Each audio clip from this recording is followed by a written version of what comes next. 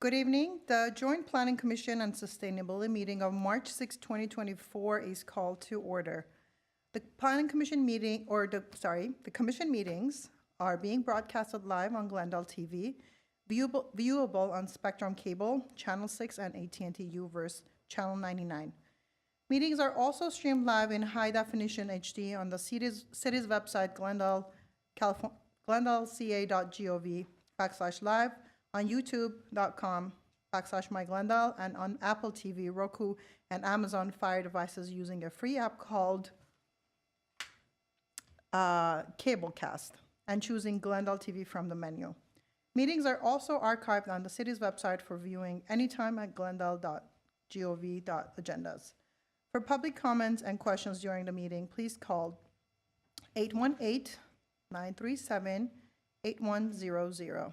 City staff will be submitting the questions and comments in real time to the appropriate person. Agendas are available by visiting our website at www.glendaleca.gov. And I believe I'll pass it to you now. Yes. We would like to acknowledge that we are holding this meeting in the city of Glendale in Toveg Nar, the home and traditional lands of the Gabrielino Tongva people. We would like to pay our respects to the elders, both past and present, in the Gabrielino Tongva communities who continue to be stewards of this land. Glendale's history did not start with colonialism. Indigenous communities have lived in this area and been stewards of this land for hundreds of years and numerous generations. The Gabrielino Tongva communities and cultures continue to grow and flourish. We encourage our audience to learn more about the Gabrielino Tongva tribe and many indigenous communities in California and beyond. To get started, you can find a list of books and resources at eglendalelac.org/Native American. Thank you. Can we have a roll call, please? Sure. Commissioner Fuentes is absent. Commissioner Manassian? Here. Commissioner Lee? Here. Commissioner Charagchian? Here. And Chair Shabazian? Yes, here. And now we take roll call for the Sustainability Commission. Chairperson Pinkerton. Vice Chairperson Bazemore. Here. Commissioner Werner. Here. Commissioner Bartresuf. Here. Commissioner Cartoonian. Ex officio Welch. Here. Ex officio Espangian. Here. Can we please have the report regarding posting of the agenda? Sure. The agenda for this, for the March 6, 2024 regular meeting of the Glendale Special Joint Meeting between the Planning Commission and the Sustainability Commission was posted on February 29, 2024 on the bulletin board outside of City Hall. And the approval of minutes. On the agenda, there's actually an item saying election of chairperson and chairperson pro tem. Right. That's an old one.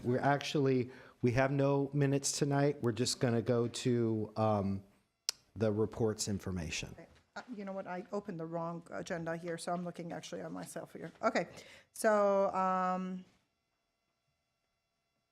second.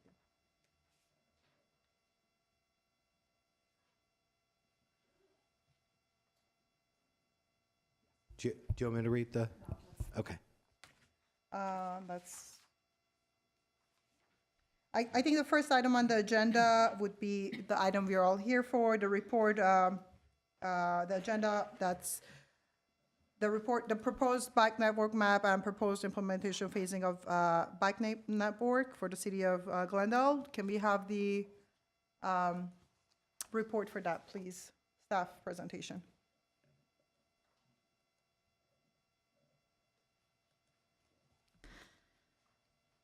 Good evening, Commissioners. We appreciate the opportunity to be here tonight to provide you with an update on bicycle transportation plan and seek your valuable comments and recommendations. As you may recall, our existing bicycle transportation plan was adopted on October 2012, recognizing the evolving need of our community. On February 2022, City Council directed staff to initiate the update of bicycle transportation plan. Our goal is to create a visionary framework for the next 20 years, outlining plans for the planning, development, design, and maintenance of safe and convenient bike network throughout Glendale. To ensure a comprehensive and inclusive approach, we have formed a dedicated project development team. This team consists of a diverse range of participants, including representatives from citywide departments, engaging community members, regional stakeholders, and members of TPC and Sustainability Commissions. Their insight and experiences have been played a crucial role in shaping and informing the update of bicycle transportation plan. We have actively involved our community in the development of the plan. To accomplish this, we organized extensive outreach events, conducted surveys, and created an online interactive map. We received over 400 responses to the survey and accumulated more than 100 feedbacks and comments on the preliminary bike network map. To provide further detail on bicycle transportation plan update and progress, I am pleased to introduce our consultant project manager, Mr. Sam Former from Brohapple. We are looking forward to hear your comments and inputs to create a more sustainable and accessible transportation network for residents of Glendale. Thank you. Thank you. All right. Good evening, everyone. Can you hear me? We can hear you, Sam. myself. Okay. Can you see my presentation? Yes. Great. Okay. Well, Arzu, I couldn't have said it better myself. Thank you all so much for having me. I know some of you have seen me give this spiel before, and for some of you, this is new. So I am going to give what I hope to be a quick but interesting overview of the entire project, and then we'll focus a little bit more at the end on recommendations and the phasing plan. So with that, I just want to reiterate that we're here to create a collaborative 20-year vision for a bike network for all of Glendale. And that tonight, again, I'll give the project context, some background, existing conditions, talk about public engagement, the project goals, our network development and phasing, other recommendations, and then next steps. And not to bury the lead, we're towards the end of this project. As you can see, we already have our recommendations. So we're coming to you with, probably around 70 or 80% of this project complete. So it's not that we are done, but we, have completed most of the work. And now we're looking forward to getting your feedback as we start to tie everything together. As Arzu said, the last time the bike plan was updated was now over 12 years ago in 2012. As we know, Glendale is a very diverse community. It's got a lot of highways running through it. You have your incoming Verdugo Wash and Metro BRT projects, which play an important role in overall regional transportation, but also the bike network, and as with the rest of Southern California and the world, we're also facing the challenges associated with climate change. But Glendale is an ideal place for biking. It's got great weather, it's dense, you have an intact street grid, it's mixed use, a lot of distances are short, you have a lot of these wonderful downtown neighborhood centers where you only live half a mile or a couple blocks from local destinations. But you also have a lot of challenges because of where Glendale sits at the opening of the San Fernando Valley. You're squeezed between the mountains, so that means all the highways and all the waterways also get squeezed through these valleys. So you have the railroads, the Verdugo Wash, and all of your local highways that create a lot of barriers at the moment as well. And your existing bike network is very disconnected. It does not have a lot of coverage, and it's really doesn't feel safe or very enjoyable or practical to use for most riders. You have less than 10 miles of a typical class 2 bike lane. That's sort of just a striped bike lane. And the city of Glendale from top to bottom is 10 miles long. So that's those dark green lines you can see on the map. The yellow lines are just sharrows, which are pavement markings and route signs that don't provide any separated space or protection. So we're really starting with not much of a network at all. And our hope is that by the end of this project and by the end of implementation, you will have a citywide network. Just a quick primer on bike lane types, because I will be talking about these, but I'm always happy to answer questions. We are only exclusively dealing with on-street facilities, so we're not looking at multi-use paths that you typically have in your parks. So I won't really be talking about class 1s very much. Class 4 protected bike lanes, you don't really have this in Glendale quite yet. Just on Los Feliz as you enter to the south, into Atwater. There's just that tiny stretch under the bridge. This is separated from regular car traffic, either with barriers or parking.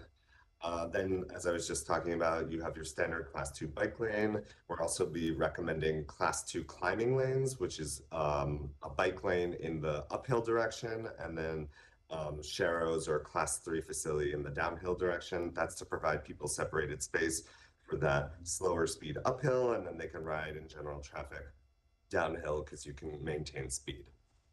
Another facility type that will be new to Glendale is this class 3 bike boulevard, which uses different traffic calming methods, traffic circles, speed humps, chicanes, bump outs, and diverters to keep volumes low, car volumes low and slow, so that it is a comfortable and environment to both walk and bike in. It basically creates a nice neighborhood slow street. And Maple Street is kind of a good example of this. Today, you have some of those traffic circles. These elements exist throughout the city, but bringing them all together and then signing it helps to create a really comfortable biking environment. And then we have our typical class 3 bike routes, which are kind of speckled all across the city. So I'm just gonna breeze through some of our background analysis. We did a look back at 10 years of crash data. This was done, typically one does a 5-year look back. We did a 10-year look back because we got feedback from our project development team and from the city that they wanted more information. They wanted to align it with the pedestrian study that was recently conducted, and also to better understand trends pre and post pandemic. We also included property damage only crashes, which are not typically looked at. And that's a good way to help indicate where crashes are happening, but might be near misses and people didn't necessarily get hurt. And what we found is perhaps not so surprising to you. It's not so surprising to me. Your high crash corridors are your wide, heavy volume streets. These are crashes that involve people biking, I should say. Right, and so those are all in downtown, and they're all your major thoroughfares. These are the streets that go to all of your destinations. They're the most direct way to get places, but they're also high volume, high speed streets. So they are not ideal and not safe often for biking. So that's where we see our highest concentration of crashes. Glen Oaks, Brand, Colorado, Broadway. Again, I don't think this list, intuitively, I think this list should make sense to most of us. The good news is that crashes over time have been dropping both in the city and in LA County. That's the blue line. That's just helpful context to understand if, this is a common trend or if we're bucking that trend. And that could be for a variety of reasons. There was a citywide education campaign in 2018. There's changes in commuting patterns due to the pandemic.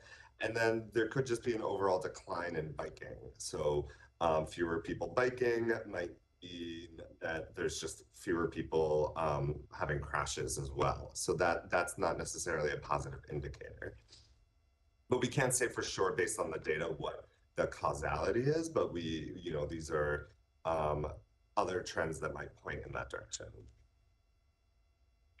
And I just want to say that we looked at a lot of other things,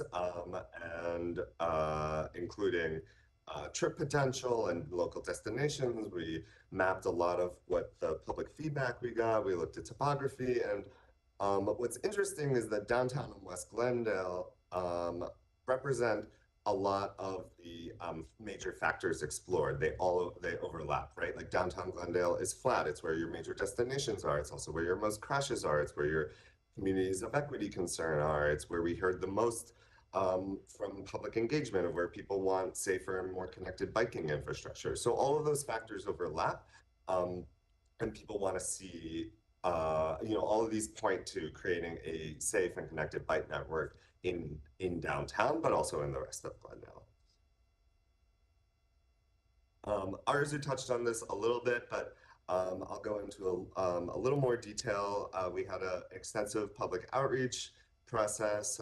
We had several engagement opportunities. I've talked about our wonderful project development team already. They've been a huge help. I'm actually presenting to them again on next week.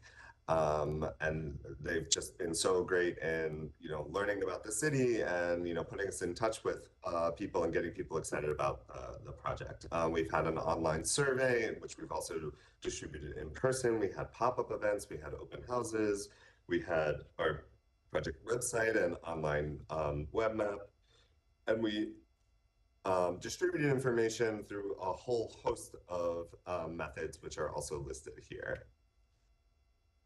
And as Arzu said, we had, over 14 outreach events. We had our online outreach. We translated our materials into 4 different languages. We've already had our 4 PDT meetings, and our 5th one, as I mentioned, is next week. That's our project development team again. And we've reached over 1,000 people through these various methods. And I've said this before, and I'll continue to say it. Glendale is a really engaged community. People really care. They have a lot to say. It's been really wonderful working with you all and in your community, learning about Glendale. People are just, really interested and invested in the city, and that's just been a wonderful environment to work in. And from our public outreach, our consistent themes over and over again, the importance of safety and connectivity. People want to have a safe network that connects to the places where they want to go. They want usable bike infrastructure, and they want it to be accessible to all people. And that kind of, through a public outreach and working through PDT and also with the various commissions that we've presented to in the past, we've established these project goals. Again, safety being number one. That is the thing we heard the most about. And then connectivity as well. Almost heard about that almost as much as safety. And then I'll just say that those are the most important things that we heard about over and over again. But these other goals of accessibility, equity, implementability, public health and environment also came up throughout the project and formed the backbone of what we're trying to accomplish here. All right, now getting into the good stuff. So I'm gonna explain how we developed our proposed network. So we started with our goals and our network principles of spiderwebs and connected neighborhoods. As I was saying earlier, the city has all these wonderful neighborhoods. We want to be able to connect to local destinations, and then from those local destinations across the city, those are the spiderwebs. And then once you've identified where you want a bike facility We use local and federal guidance, so the Federal Highway Administration, NACDO, which is the National Association of City Transportation officials, and Caltrans all have guidance on this. And basically, I'll go into this in a little bit, selecting the appropriate facility for the type of road. And then we went through a very extensive network drafting process. And while this, briefly shows that we created 5 drafts of the network, there were several intermediary drafts in between there, and a lot of back and forth with all of our stakeholders, with the public, with city staff, with various city agencies and commissions. And so we feel really great about the network that we've put together because it's gone through this very extensive drafting process. And so putting these factors together, we came up with a draft, our initial draft network. And then, as I was saying, using guidance from these various organizations, federal and local guidance, basically looking at roadway characteristics like speed, volumes, width, and context. Obviously, the wider the road, the higher the speeds, the higher the volumes, you want more protection for cyclists. So that's like a class 4 facility, a separated facility. If it's a low volume street, it's narrow, then you don't need as much protection. You could use a class 2 facility, a regular bike lane, or a bike boulevard. And so using that, using these guidance, we've developed a bike network that, regardless of the type of street it's on, the facility is appropriate and safe for that roadway. So just a quick reminder, here's our existing network, less than 10 miles of class 2 facilities, really low coverage, really poor connectivity. And here is our proposed network. This is over 90 miles of connected bikeways. I would remind you, this is a 20-year plan. When you think about how much has changed in the past 20 years in the city of Glendale and in the world, thinking forward for the next 20 years, this is the kind of city that we want to work towards: a safe and connected network for all, an extensive network of protected bike lanes, and relying on bike boulevards and bike lane class 2 facilities to fill in the rest of the network.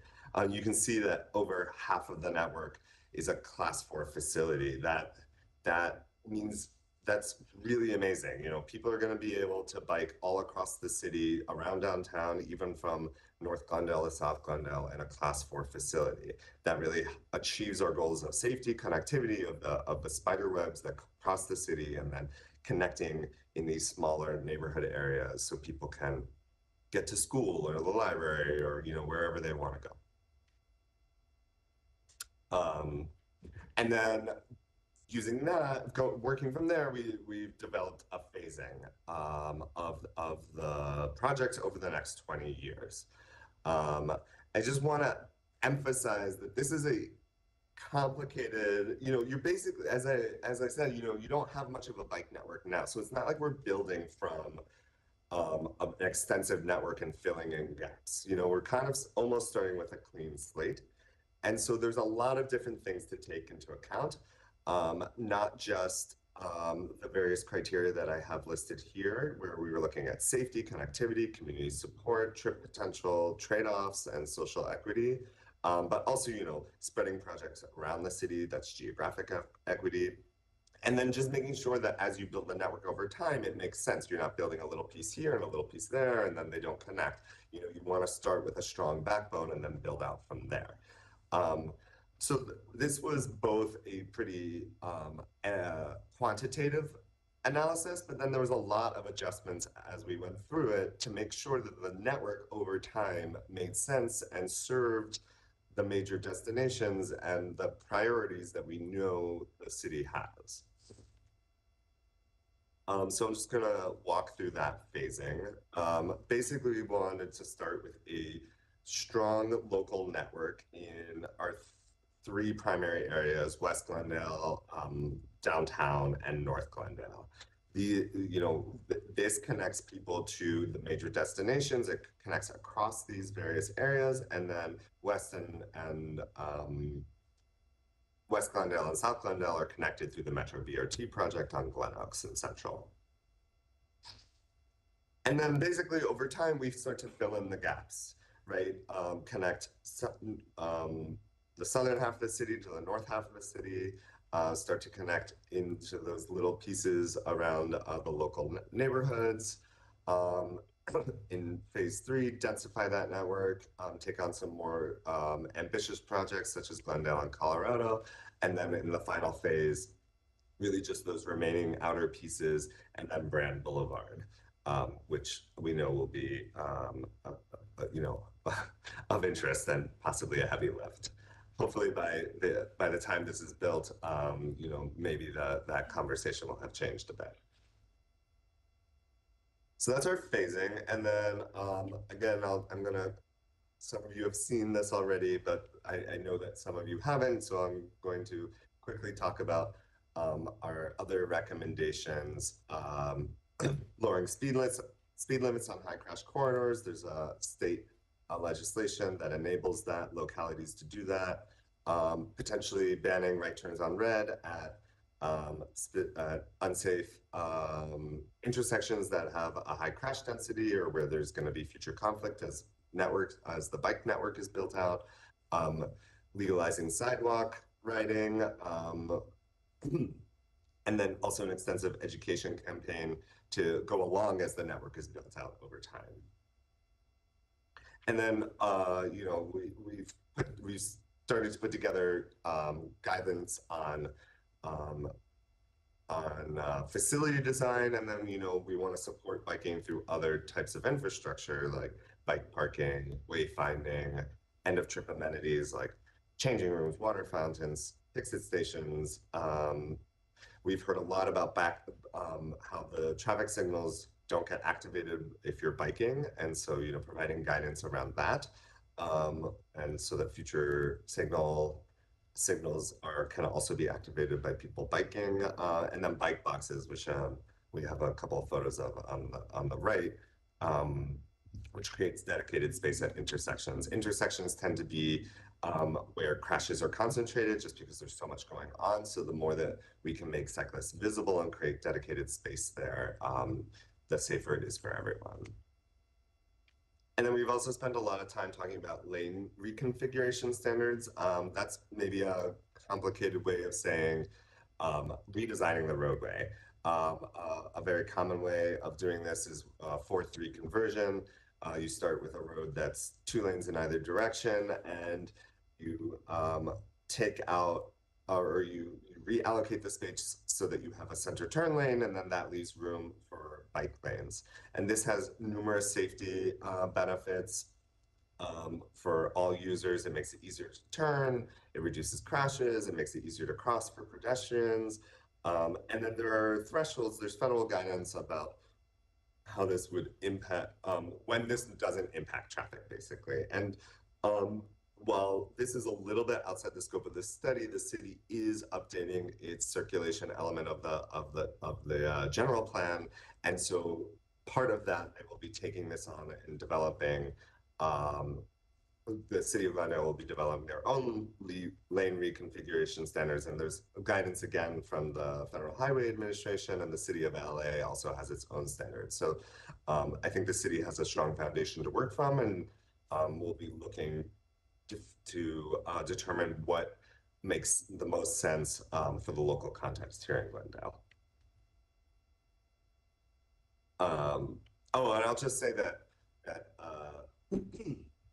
this doesn't mean that roadways with higher volumes can't go through this. It just means that there will be more impacts on traffic, and so that requires greater analysis. But on low volume roads, this type of reconfiguration can happen with minimal impacts on traffic, and so there's a lower threshold for the types of studies you would have to do. That was very fast, so I hope I didn't. I hope you caught all of that, but I'm also happy to answer questions, of course. So our next steps, as I said, we're approaching the end of our project and the planning process. In this month, presenting to you all Planning and Sustainability Commissions, be presenting to the TPC and also the PDT, the Transportation and Parking Commission, and also our project development team next week. That's all to get our final updates up to them. And then we're currently scheduled to, or we're planning to, present to City Council before we go through our CEQA analysis. That'll take 4 or 6 weeks to put together, and then that will go through a 30-day public comment period. That's when the draft plan will be available for public comment, both as part of the CEQA analysis, but just as generally part of the process, the planning process. We'll take the comments that we get back and wrap that together into a final plan that will then be presented to City Council, ideally in June, for adoption. So yeah, I just want to thank you all again for all the wonderful feedback and working with you all. And our work here is not done yet. So just looking forward to hearing what you have to say. Thank you. Thank you for that. And just asking a question from staff. So how do we do this? So since it's 2 commissions combined. Why don't we start with you all, the Planning Commission? Yes. In terms of questions, discussion, that sort of thing, and then we'll pass it over to the Sustainability Commission? Sounds great. And I'm curious to know if you have any callers on the line. We do. Okay. One. Okay, sounds good. Why don't we hear the caller quickly? Actually, and we can actually have Sam staying online, and then we can start the questioning. So let's open the public comment period quickly. Thank you. Hi, Miss Rachel, can you hear us? I can hear you. Can you hear me? We can hear you. Please take it away. You have 3 minutes. All right. Well, thanks so much for all of your wonderful public service. I really appreciate everybody who gives their time to help make the city of Glendale a great place to live. But I have a lot of concerns about this plan. I'm a mom. I would love to be able to use bikes in the city of Glendale, but given how unsafe and our crazy drivers that we have in this city, I think a lot of these improvements that you're suggesting to make, I think they're wishful thinking, because the majority of people in Glendale, the vast majority of residents are in fact motorists. I'm also very concerned about the lack of inclusivity when it comes to cycling. If you have people with disabilities, if you have children, multiple children, this isn't Copenhagen. We're not about to hop on the back of a bike to go to Vaughn's or to the local Ralph's. I also think about the elderly and seniors that are definitely going to be driving. They're not going to be biking. To me, it just does not seem like a very logical plan to prioritize bike transportation when, once again, the majority of residents in the city of Glendale are motorists.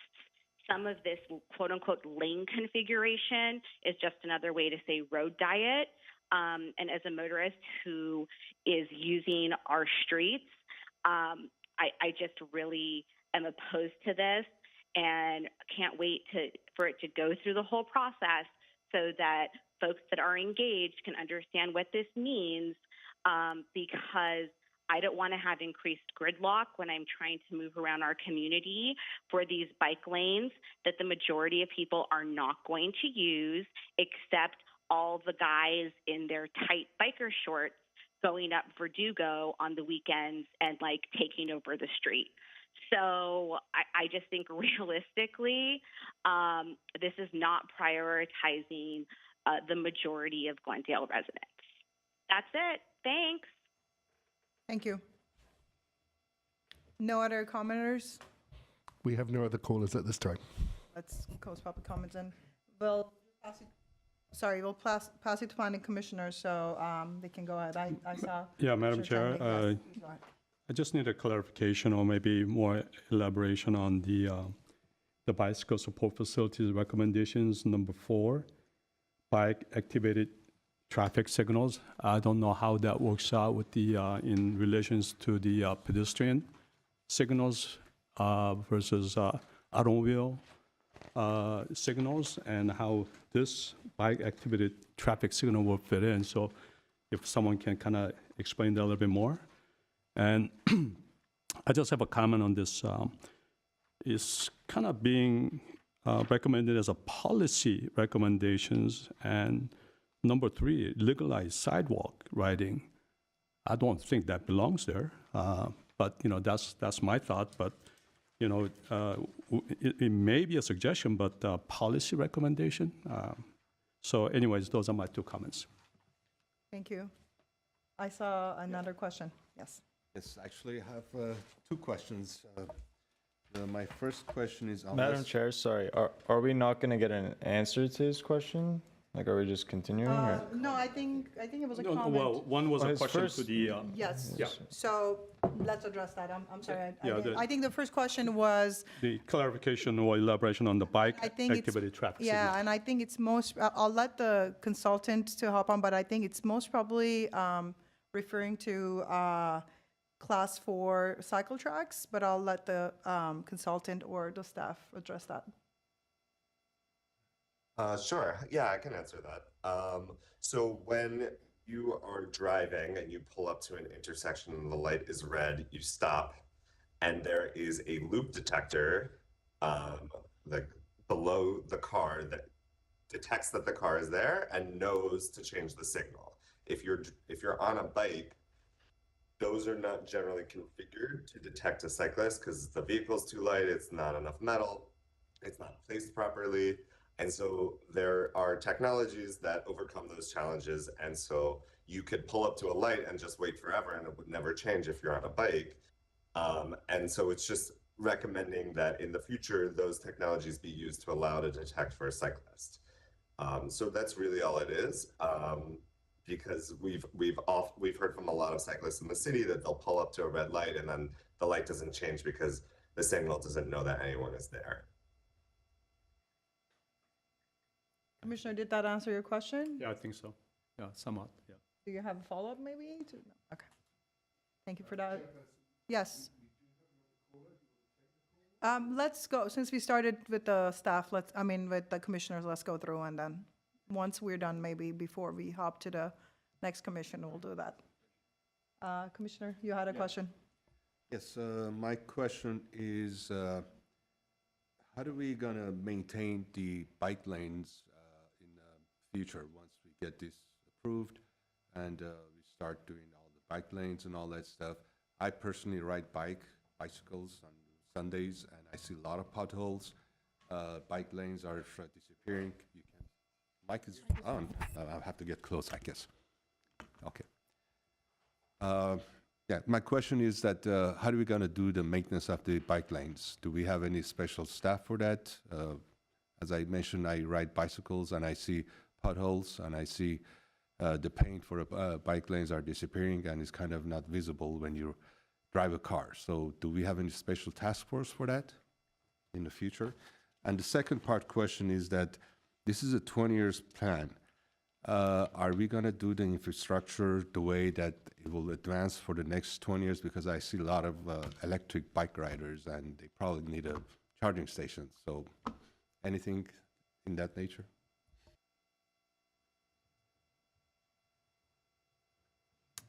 Is this a Sam question or can staff address that? Thank you. Good evening, Commissioner. My name is Farid Zoraban, and for the first question, for the maintenance and also building of these bike routes, our consulting is coming with a cost estimate as part of the plan. So we foresee in each year out of the budget, we set aside some funding for the construction and also maintaining the bicycle plan, bicycle facility that we built. So how do you, when you set aside a fund to repair, how are you gonna do the repairs? If someone needs to call or notify you guys that there is a repair needs on the bike lane and so on and so street, or you're gonna do inspection on monthly basis, quarterly basis, annual basis? How is it going to work? We do both. We do both. We actually get a phone call that there's a problem on the street. We go and check it. And Public Works is a division that, go ahead and fix it. Sure. Thank you. Commissioner Chakchan, did you have any? Yes, Madam Chair, thank you. First and foremost, I wanted to echo Commissioner Lee's concern on sidewalk riding as one of the recommendations. So I just wanted to ask our consultant, do we have any proof from other cities that have allowed sidewalk riding, that this is a safe measure? And do we see an uptick in accidents when we do allow bikes on the sidewalks? Because obviously we want to encourage utilization of bikes as a means of transport going forward, but at the same time, we have a lot of residents, primarily, or in some cases, elderly residents that take strolls on sidewalks, especially on the weekends or during the day. So I want to make sure that we're doing everything we can to protect our residents. It's one thing to solve the issue of accidents on bikes, and it's another to then pass that issue on to accidents between bikes and residents. So I'm just curious kind of what the thought process was on that, and do we have any tangible evidence of it working in a safe manner? Sure, yeah. I'm sorry, I don't think I explained that one very clearly. The idea is to allow sidewalk riding where it is safe and not crowded. I mean, that would be in the regulation. People already ride on sidewalks because they don't feel safe riding in the roadway. This is partially to acknowledge that it happens, and also to decriminalize what is otherwise often harmless on empty sidewalks, and so that people aren't targeted for doing something that because they don't feel safe riding in the roadway. But the regulation and the policy recommendation is only where it doesn't disrupt pedestrians. Also, this is fairly common in Glendale because you don't have much of a bike network now, and you have a lot of wide, high volume streets. In the future, as your bike network is built out, you will have more cyclists, but you'll also have more space for them, and people will be hopefully feel more comfortable riding in the bike facilities provided rather than riding on the sidewalk. So yeah, just to allay your concerns, really, this is not intended so that people start biking on the busiest sidewalks, because it specifically would prohibit that, but really where it feels, where it is appropriate, both in terms of time and place, and it's really a safety measure. I understand the intent, and I think that if you were to take a look at the current situation, it would make sense, right? Because we don't have, bike lanes that are protected in many instances, that results in people going into the sidewalks.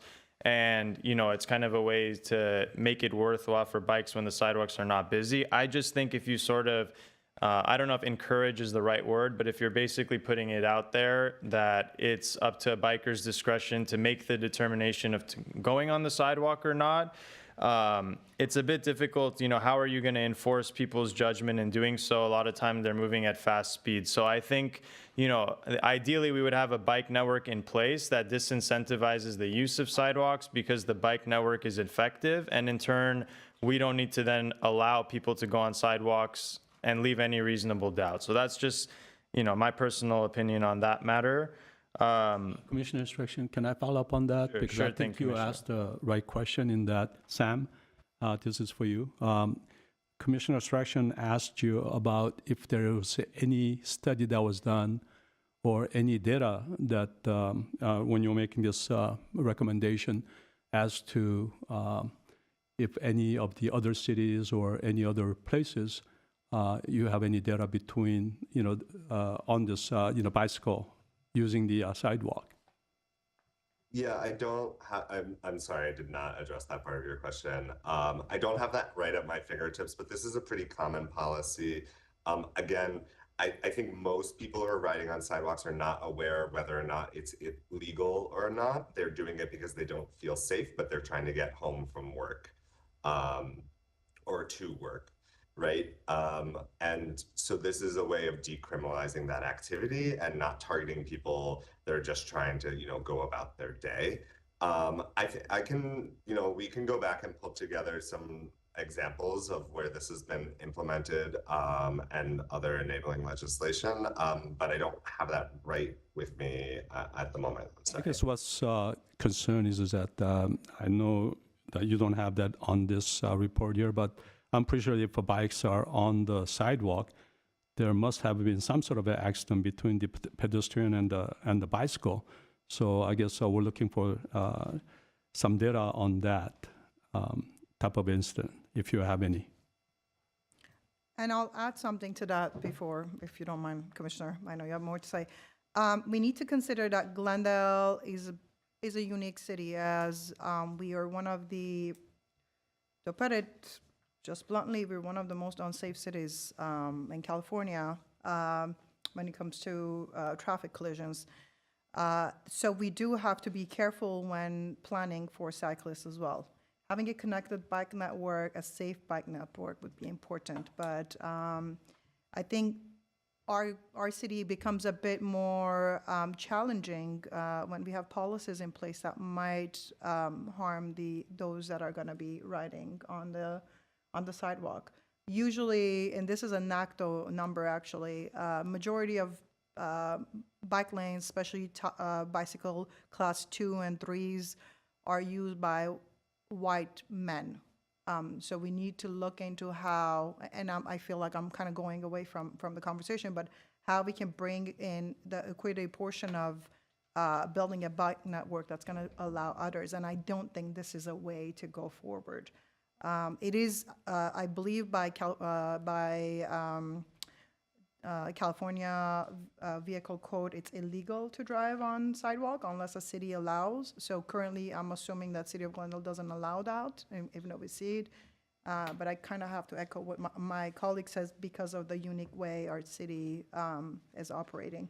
And I'll hand it back to you so you can continue your conversation and questions. Sure. I guess keeping it on the topic of equity and safety for bikers, this is kind of just a curious, something that I was personally curious about and wanted to get more info on.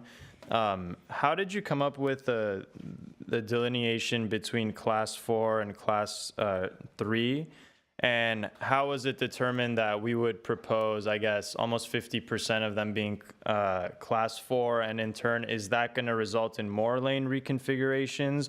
Or is it simply just a safer lane and we'll have kind of the same width, maybe just slightly wider, but it won't result in the lane configurations on some of the busier thoroughfares? So could you just kind of go into the thought process on those two?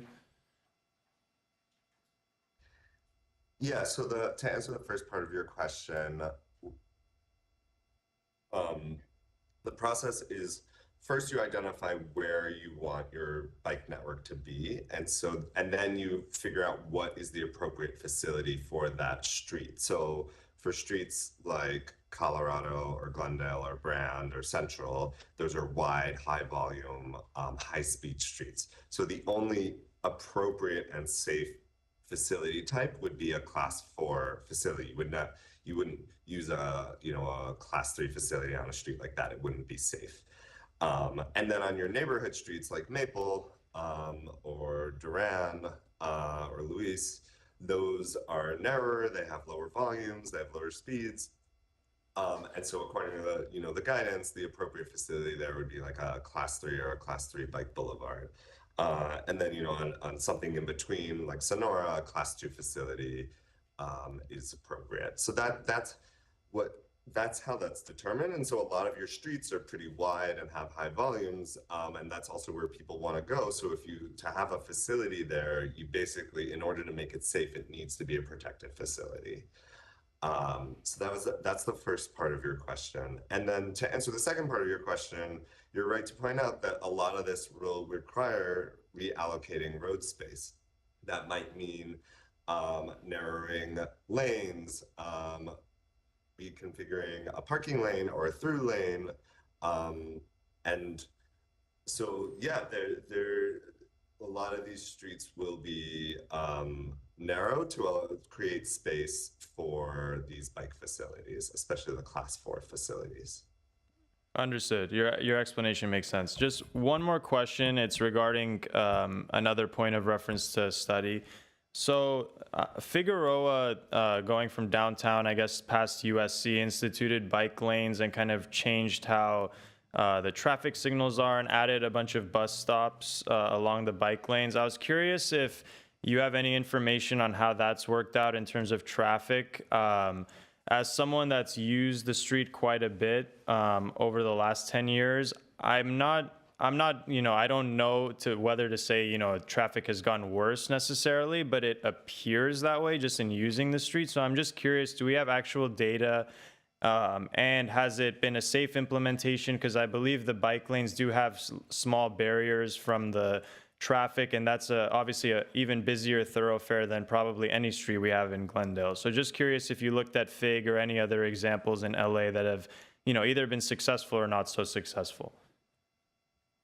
I don't have that, specifically about Figueroa off the top of my head. No. I will just say that, these street redesigns, a lot of these streets like Figueroa are designed for basically car traffic, right? For people to be moving on cars. And then if you start adding bus lanes, wider sidewalks, bike lanes, that is likely going to impact car traffic, but it allows other people to move on the roadways safely by other modes. So there's, you might be moving more people overall, but car traffic might be moving more slowly, right? Especially, during like peak hours, but you're moving maybe more people, or you're moving the same number of people, but you're moving them more safely. So there's a lot of different metrics to look at this, and traffic or congestion is just one of them. Okay, fair enough. Madam Chair, I'll just pass it back to you. I'll reserve the rest of my remarks for our discussion. Thank you. I do have one question, and this is probably from our staff. So this is a 20-year plan that's going to happen in phases.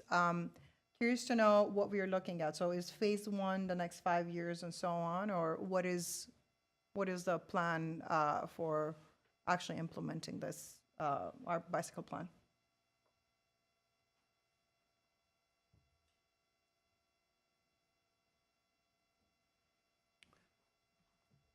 Madam Chair, implementation is going to take a few years. We have to work with public works, we have to do outreach, significant outreach again. And we foresee the next couple of years we would be done with the phase 1, at least for the main things that we need to do. Okay, so phase 1, we're looking into in the next 2 years to do like preliminary design and public outreach. Yes. For the entire list that we have here for phase 1. And just curious to know if you're applying for grants for assistance. I know there are many out there. We're always looking for a grant and also any opportunity that we get from Metro, Caltrans, we do this. And we have significant amount, of grant in the past few years to implement this. Also, city has some funding for it as well. Do we currently have any of these projects programmed with any of our CIPs? I know there's some. Looking at these, there's some listed already protected class 4s. Design of those are going to take a while, so just curious to know if you have any of them. There is some streets that are being done now. San Fernando Road is one of them, and Verdugo Road is another one. Is in process of going through the design, which is part of the last plan that we had. For this plan, we haven't got to that point to put it in a CIP and find out the cost estimate and go through it for the next 4 or 5 years. Okay, so none of these have been entered into Not the yet, CIP yet? because we don't know the cost yet. Okay, thank you. Sure. I think we can take our next caller before we hand it to our commission 2 callers. Okay, thank you. Hi, Ms. Palmer, can you hear me? I can. You have 3 minutes. Please go ahead. Okay, hi. My name is Palma Vincenti. I'm calling in for myself as well as my husband, John Vincenti. I'm a lifelong resident of Glendale, and we're just concerned about or interested in knowing why there seems to be such an accommodation for cyclists versus the general public. I'm a product of Glendale schools, and in the 50s and 60s, I remember in order to ride my Schwinn bicycle on a sidewalk or anywhere, I had to have a license, and we had training in the elementary schools of Glendale, hands-on, and showing you signals to make, etc. I'm just wondering, is there any training now for cyclists? Or is there any type of permitting or licensing? I think they should have, because this is a great expense to be reconfiguring the streets. And is there any kind of enforcement for their traffic infractions? I live up at the top of Chevy Chase Canyon, and I tell you, I really get nervous driving with the amount of cyclists up here that just go 2x2, sometimes 3x3 on winding, tight roads. And there just seems to be no type of enforcement of them breaking any kind of law, or are they even aware that there are any laws? And I'd just like to know why we're accommodating something that seems to be an athletic activity versus getting people out of their cars and on bikes. Because honestly, I've never seen anyone who is carrying groceries or has their dry cleaning hanging on their back when they're riding on a bicycle. So why are we doing so many accommodations for bicycle riders? Also, regarding riding on a sidewalk, not just bicyclists, but other fast-moving things, electronic skateboards, etc., I think are really dangerous for people who are just like walking with especially with their backs to this kind of fast, ongoing traffic. And then lastly, I'd just like to say in the city of Pasadena, when I've been driving along Union Street, that newly reconfigured, and now also Cordova, it's very, very confusing for a driver such as me to see parking accommodations on the side of the street. These used to be really great thoroughfares to avoid busy Colorado Boulevard. But now with all the painting and the stripes and the post up, it's completely confusing in the middle of the day, much less going out there. Thank you, Ms. Palmer. Your time is up. Okay, thank you for listening to me. Mr. Taylor, can you hear us? Yes, I can. You have 3 minutes, sir. All right, thank you. I just wanted to call in and express my support for the plan.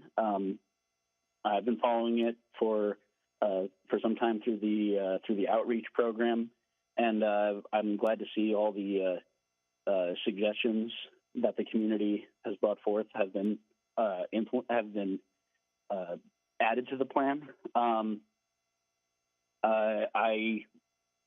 I take issue with some of what my fellow callers have said about how this isn't thinking about the general public, or it's accommodations for an athletic activity.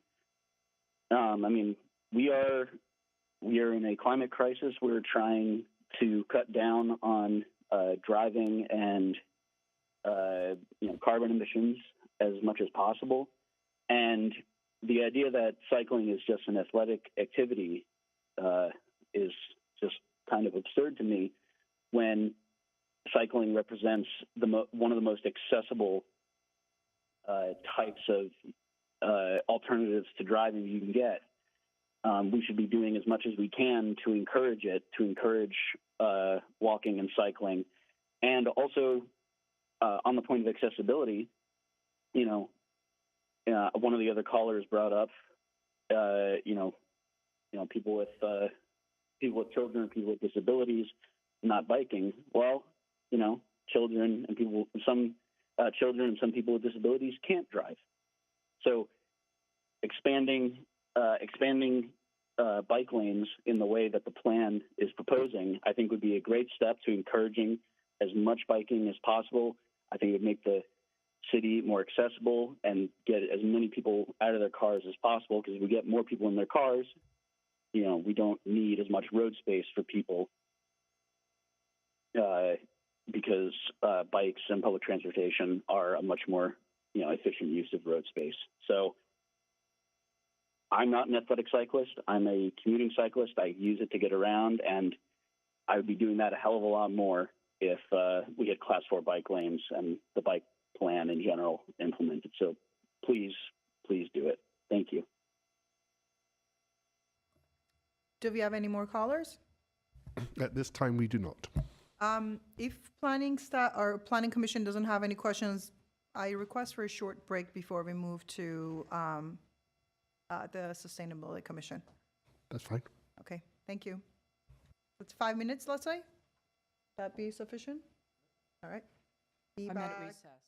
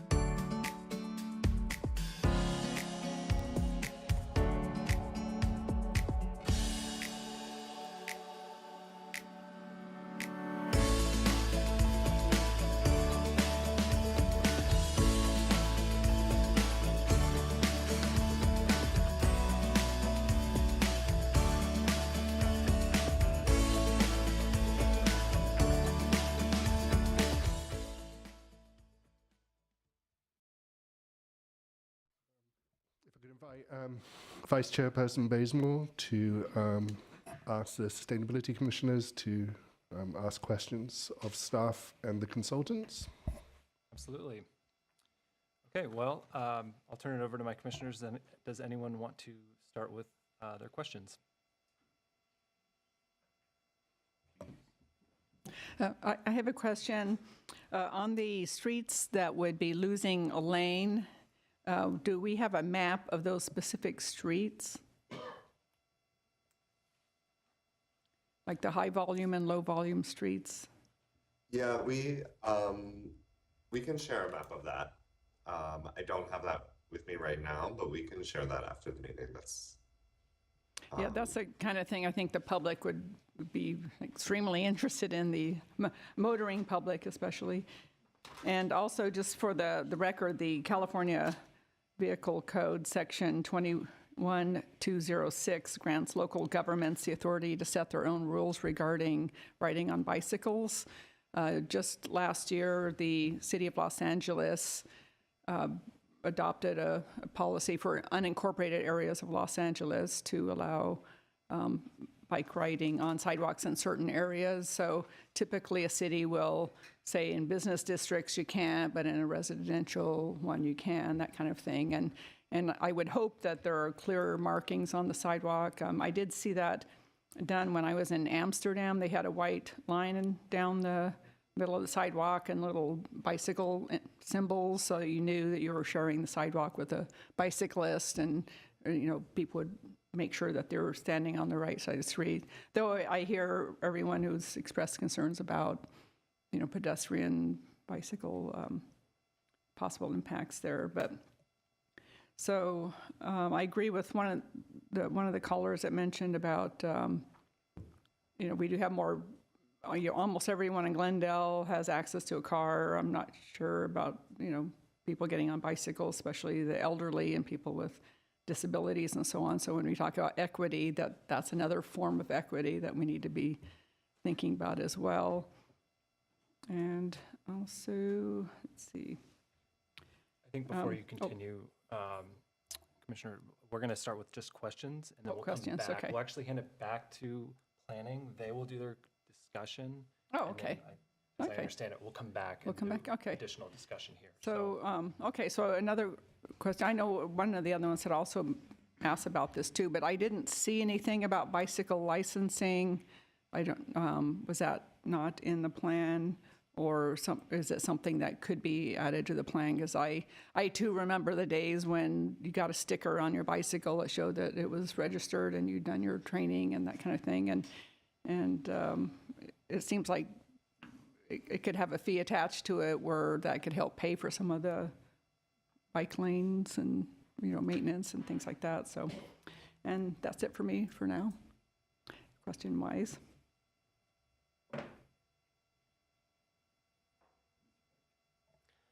I can ask a question. First, I'm happy to sit with my counterparts in the Planning Commission. I am an urban planner, so it's good to sit with urban planners and chit-chat about the fun stuff. But I am a transportation planner, so I'm wearing multiple hats. So one of my questions that I had, one is, do we have public works staff here? I know the answer, it's no. So I just I want the world to know that Public Works is not here. And the reason that rubs me the wrong way is because the plan largely relies on a phasing implementation. And we're not equipped with the right staff here to answer questions about phasing and implementation. And that is the piece that that is most important to me. With that said, there are some projects within phase one. Well, I have a clarifying question. There's language in the staff report. I can give you the page number that talks about these protected bike lanes.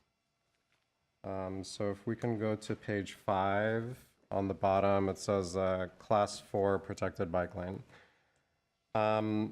And halfway down the paragraph, it says, this category is intended to strike a balance between bike needs and constrained traffic conditions so that limited resources can be focused on other corridors, while at the same time memorializing these corridors in the plan for future implementation. That does not seem consistent with the stuff that I'm seeing in phase 1, which shows 16.5 miles of protected multi-use paths.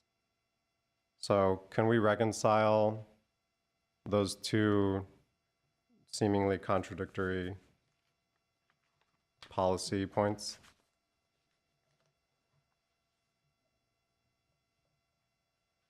So there's the body of the staff report is telling me that we acknowledge there's protected bike lanes in this plan, but we're not going to pursue them first. And yet we have phase 1, all 4 phases have protected bike lanes. In this case, it's called the class 4 in the implementation strategy. So Yeah. which is it? Do you know the phase 1 of the, other project in the plan based on what we need to connect north and south, okay? I'm not sure the exact question, discrepancy between the report and the map. Is that what you're talking about? I suppose I'm asking if we're looking at phase 1, there are segments on this map that are going to be protected bike lanes. Yeah. So let's say Central, for example, Chevy Chase. Are you saying that despite this language in the staff report, if we are to implement phase 1, it will include protected bike lanes? Alec, I can address your question. Can you hear me? Yes. Hi. Hi. Nice to see you again. Sorry. Those last sentences were included in error. As you may remember, we used to have a category called the future focus category that was like the longest term projects. And so that language was included as part of that category. And when that category was deleted, that language was also supposed to be deleted. So that is just an error and should be removed. Okay, thank you. I'm happy to hear that. And yes. He's right. We were working on the previous report, and that part was really. That's okay. I'm glad we. Apologize for. That's okay. I'm glad we cleared that up. And then the other question I had is, it's not in this staff report, but in the Public Works website, where we have access to looking at their current projects, upcoming projects. There are corridors that would technically touch the bike plan, but are identified in later phases of the bike plan. So Glendale, for example, Verdugo, Wilson, which is in phase 1, so that's fine. What are the other ones? Let's say those two, for example.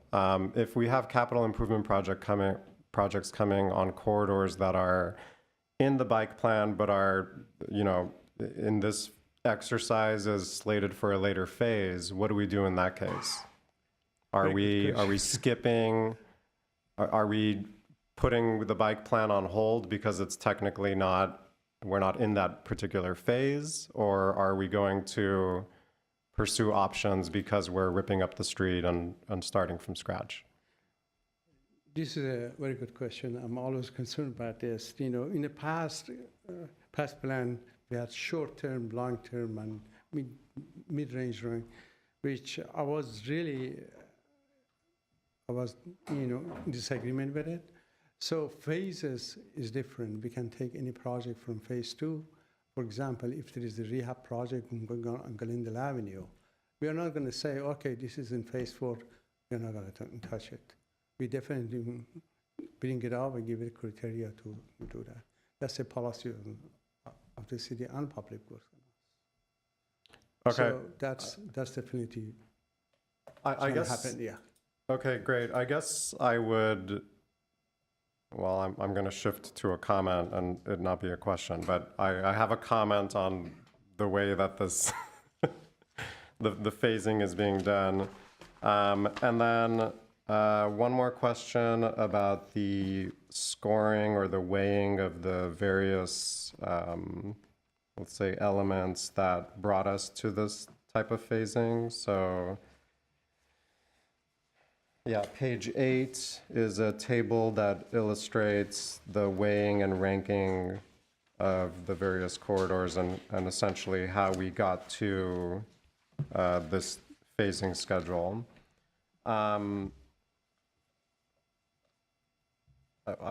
Okay, I guess it's a comment. But I do see that safety is at the top.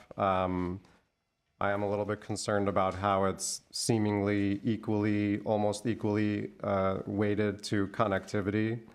I guess I'm curious, let me ask it in the form of a question, how we got to this weight schedule. Like, who came up with 28.6 and 23.8 and 19, and how did we get there? Sam is going to explain that to you because we had a long talk about it, and he's going to explain. Yeah. I will answer your question, Alec, but first I just want to say that there is this whole quantitative analysis of these weightings, but that is just part of the puzzle. And as explained in the staff report, you know, we strive to create a balanced network that spreads throughout the city. So you don't necessarily get the highest ranking thing built first because that gets balanced with other choices about what is connected and what makes sense. The weightings all add up to 100%, right? And so these were the criteria that we have discussed in previous meetings and based on feedback that we've gotten both from the public and from the commissions, this is the order in which we've placed them. And so you can see, like, you know, they're ranked 6, 5, 4, 3, 2, 1. And I believe that adds to 21. I'm sorry, I don't know off the top of my head. So 6 out of 21 is 28.6%, and so on. So that when you apply these weights across these criteria, you get a weighted score that's between 0 and 100%.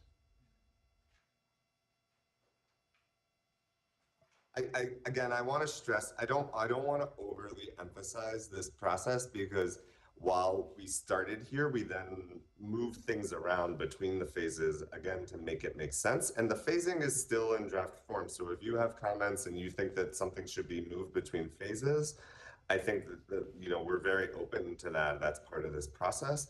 And as you know, your question brought up, just because something is, you know, in phase 3, if there is a project on a street that you know, the bike plan should be consulted and that project should be implemented then when, you know, the capital funding and the street is being restriped or repaved at that time.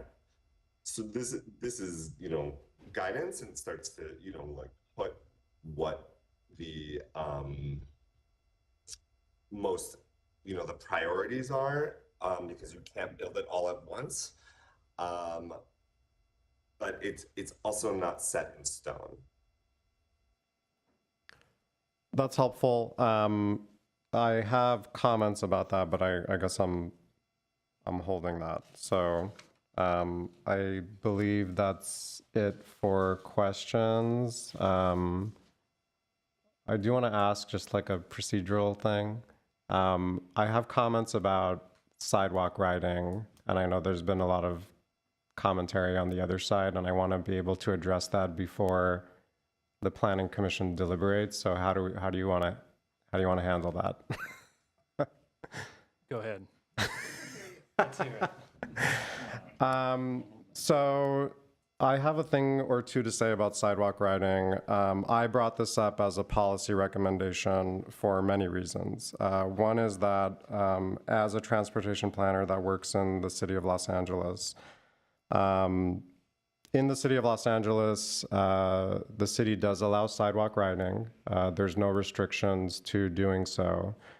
And I think the intent of that, which has been in place for as long as I can remember, and thank you for reminding us about the county implementing a similar policy decision, is that the streets are not safe to ride on. So, you know, it's funny juxtaposing the comments we've heard from the callers about, you know, why are we allocating space for bicyclists when, you know, the person calling was arguing that it's only being done recreationally. And then at the same time saying, oh, well, we don't want them on the sidewalk either. Well, we need to create a safe space for people to be able to ride.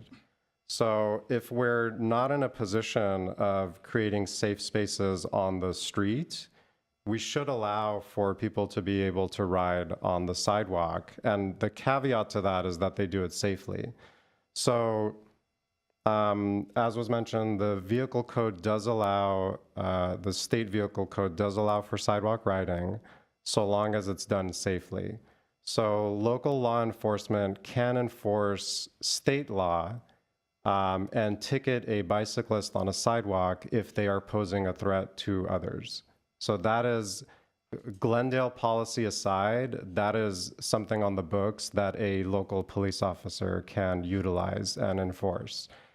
The city of Glendale has gone beyond that and said, we do not allow sidewalk riding, period, in commercial zones. So you can ride on the sidewalk in residential areas. You cannot ride sidewalks in commercial zones. And we've seen the repercussions of that. There have been sting operations by the police department. They often receive grant funding from Office of OTS, and they target drivers. They target with DUI checkpoints. They target bicyclists on sidewalks, and they target pedestrians that are crossing unsafely. So the real world implication of that is that people who are low income, who need to ride their bikes to get to work, are riding on the sidewalk because who in this room feels safe riding on Glendale Avenue or on Brand Boulevard or on Pacific or any other street in the city of Glendale? And there was a picture in this workbook of a person riding a bike on a sidewalk on page 33. I know exactly where this is. This is on California, just west of Brand. This person is not a spandex rider. I'm going to make the assumption that this is a service worker on a inexpensive bicycle. And you can look in the picture, there's absolutely nobody walking on the sidewalk here, even though it's in the densest part of downtown Glendale. So I would like to argue that, you know, we are adopting policies that will affect this person in this picture. It's not about me. It's not about the spandex riders coming down on Honolulu with their pack of 10 or 15. That is not who this bike plan is intended to address. So I would like to urge our collective commissions to think of this as a safety improvement. The caveat to all this is that there is a compromise. And in the city of West Hollywood, the way that they address this issue is that they allow sidewalk riding on roadways where there is not a bike lane. So if there is a bike lane on a particular street, you cannot ride on the sidewalk. And to me, that seems like a fair, reasonable thing to ask for. But I think it is very restrictive and counterintuitive to sit here and say, we should not allow sidewalk riding. And oh, also, we're not going to put a bike lane on this street because, you know, fill in the blank why you don't think it's not worthy enough to warrant a bike lane. So I want to pose that as a thought for folks to think about as we talk about this. Again, the California Vehicle Code does allow for enforcing. So if the city of Glendale decides we're going to waive or we're going to rescind this restriction, the police can still ticket folks who are riding dangerously on the sidewalk. And when I ride my bike, but also I have to say I have to use this disclaimer, I also drive a car. I'm not just the bicyclist. When I bike to the gym, that last block to get me to the gym, I'm on the sidewalk because there's no way for me to get to the other side of the street. And there's no way that I'm going to ride on Brand Boulevard close to the freeway off-ramps. It's just not safe. So ticket me if you have to, but also I'm not wearing spandex and I'm not going 25 miles an hour on the sidewalk, and nobody is doing that. I have never seen that all of my life that I've been living in Glendale. They just don't do that. That's my spiel about sidewalks. I have other comments. Should I keep going, or should we pass it to the other commission now? Let's finish the questions and then we'll come back. Sure, go for it. Thank you for your patience. Oh, sorry, if I may, I have a sidewalk comment as well, seconding basically everything you said. But from my personal experience, having grown up in Glendale, just off of Honolulu and North Glendale, there is a bike lane, quote unquote, class, I believe, 2 here, which is just a bike picture painted on the lane that all the cars are driving in. And I moved here when I was pretty little, did not know how to ride a bike when I moved here to Glendale. And I did not learn how to ride a bike until I was 14, I think, because where would I ride a bike? I couldn't go off Honolulu. My mom would definitely not let me ride in the street, and it just wasn't a thing. And even when I did learn how to ride a bike, I couldn't bike to school, which would have been maybe 10 minutes, because it's just too dangerous for a 14-year-old to be biking the 10 minutes from Honolulu down to CV High School. It just is not applicable. It's not something that you can really do. So personal experience there is this, even with, so if I was able to ride on the sidewalk, I would actually be able to get to school. I would be able to come home from school on a bike. Yeah, it's just simply not safe to go in the car there. I remember once driving home from high school. My friend was taking me, and she was driving down Honolulu in the bike lane, getting mad that there was a bike in the bike lane because she didn't realize this was a bike lane, because it's not obvious. It's simply, cars don't realize that this is a bike lane. And speaking of like accessibility and prioritizing bikers over cars, the problem is that bikers are not prioritized at all right now. It's only prioritized for cars. It's just not safe for bikers. And even that, you're saying like when there is no bike lane, in that case on Honolulu, there is technically a bike lane. It's just not one that I would want to use. Definitely not one I'd want to learn how to ride a bike on. So yeah, that's my little spiel as well. Any other questions? Please. First of all, thank you for the comments on the sidewalk. Thank you, my colleague. You bring up a very good point, and the formula that West Hollywood uses, I think, is one that could work here. Because the picture that I see here, that's not a representation of all sidewalks in Glendale. 4 people, 5 people can easily walk on this sidewalk, but there's a lot of sidewalks that are way too narrow. So we need to come up with a formula that works in Glendale. The question that I have is a few questions. Number one, it wasn't obvious in some of the maps. Are we using, on San Fernando Road, are we using the rail right-of-way for a bike lane? Because, yeah, you can't put a bike lane, or it's because the cars are driving too fast, it's congested. But on one of the shoulders, the closest to the rail, there's just dead vegetation and gravel. Yes, getting the permission to use the right-of-way next to the rail, even if with a fence. The process to get it from the rail companies is tedious, time-consuming, but that's underutilized space right now. That's not pretty to look at, and we could easily turn it into an attraction. and it is close to Griffith. It connects LA to Glendale to Burbank, so I would highly recommend using the rail right-of-way if you're not already prioritizing it. So that's my question, number one. Number two, gentleman from the city mentioned that you go after grants all the time. The two most popular grants for this purpose are ATP, Active Transportation Program, and the Safe Ride, the Safe Route to School grant. During the last 10 years, have we gone after these two grants, and how many lanes, did we achieve through this grant? Because these are the two most popular ones. These are the questions that I have. Mr. Chairman and Commissioner, the first one is that your idea is great. We had it as part of the previous bike plan.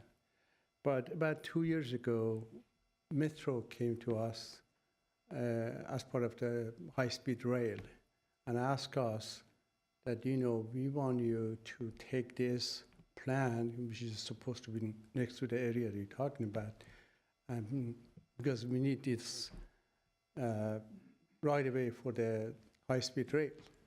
So we were thinking about it, and they offer us, if you build any bike lane anywhere else in the city, we pay for it. So that was the swap. But yes, an idea was great, and I totally agree. I wish I could have done it, but high-speed rail is coming. The second one, ATP grant, we were very successful. We get an ATP grant since about 4 or 5 years ago. The first round of the ATP, City of Glendale got 3 projects for over $2 million out of 77 applicant. The total applicant. 3 of our projects was a Safe Route to School, pedestrian plan, and also safety educational plan. We have done with that. We're very successful with that. We follow it, and also we are very active with Caltrans. We follow all of the grant that we have, and we have other projects for the streetcar project. We did it about 2 years ago. It was funded by ATP as well, and currently we're doing the Vision Zero plan, which is is funded as well. One more question, if I may. Of course. This may sound awkward, but there is a very popular digital media, digital content creator based in Glendale. And his contents are mostly about bike riding in Glendale and his experience. If you haven't already, as part of your outreach, I would reach out to him. His name is Bike Dasher. He's all over social media, and he delivers food for a living. And on a daily basis, he posts videos and the safety or lack thereof of bike lanes in Glendale.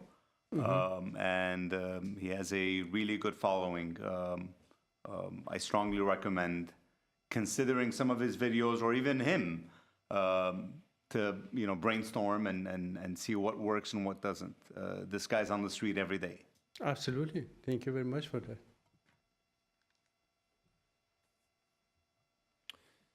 A couple questions, and I'll be brief. This is for staff or for Sam. I'm curious, so I understand the thinking behind the Class 3 bike boulevards and the Class 3 bike routes. Given that we are only implementing a total of something like 1.5 miles of Class 3 bike routes, whereas we're doing, I guess I don't have the totals in front of me here, far more in terms of bike boulevards. Why not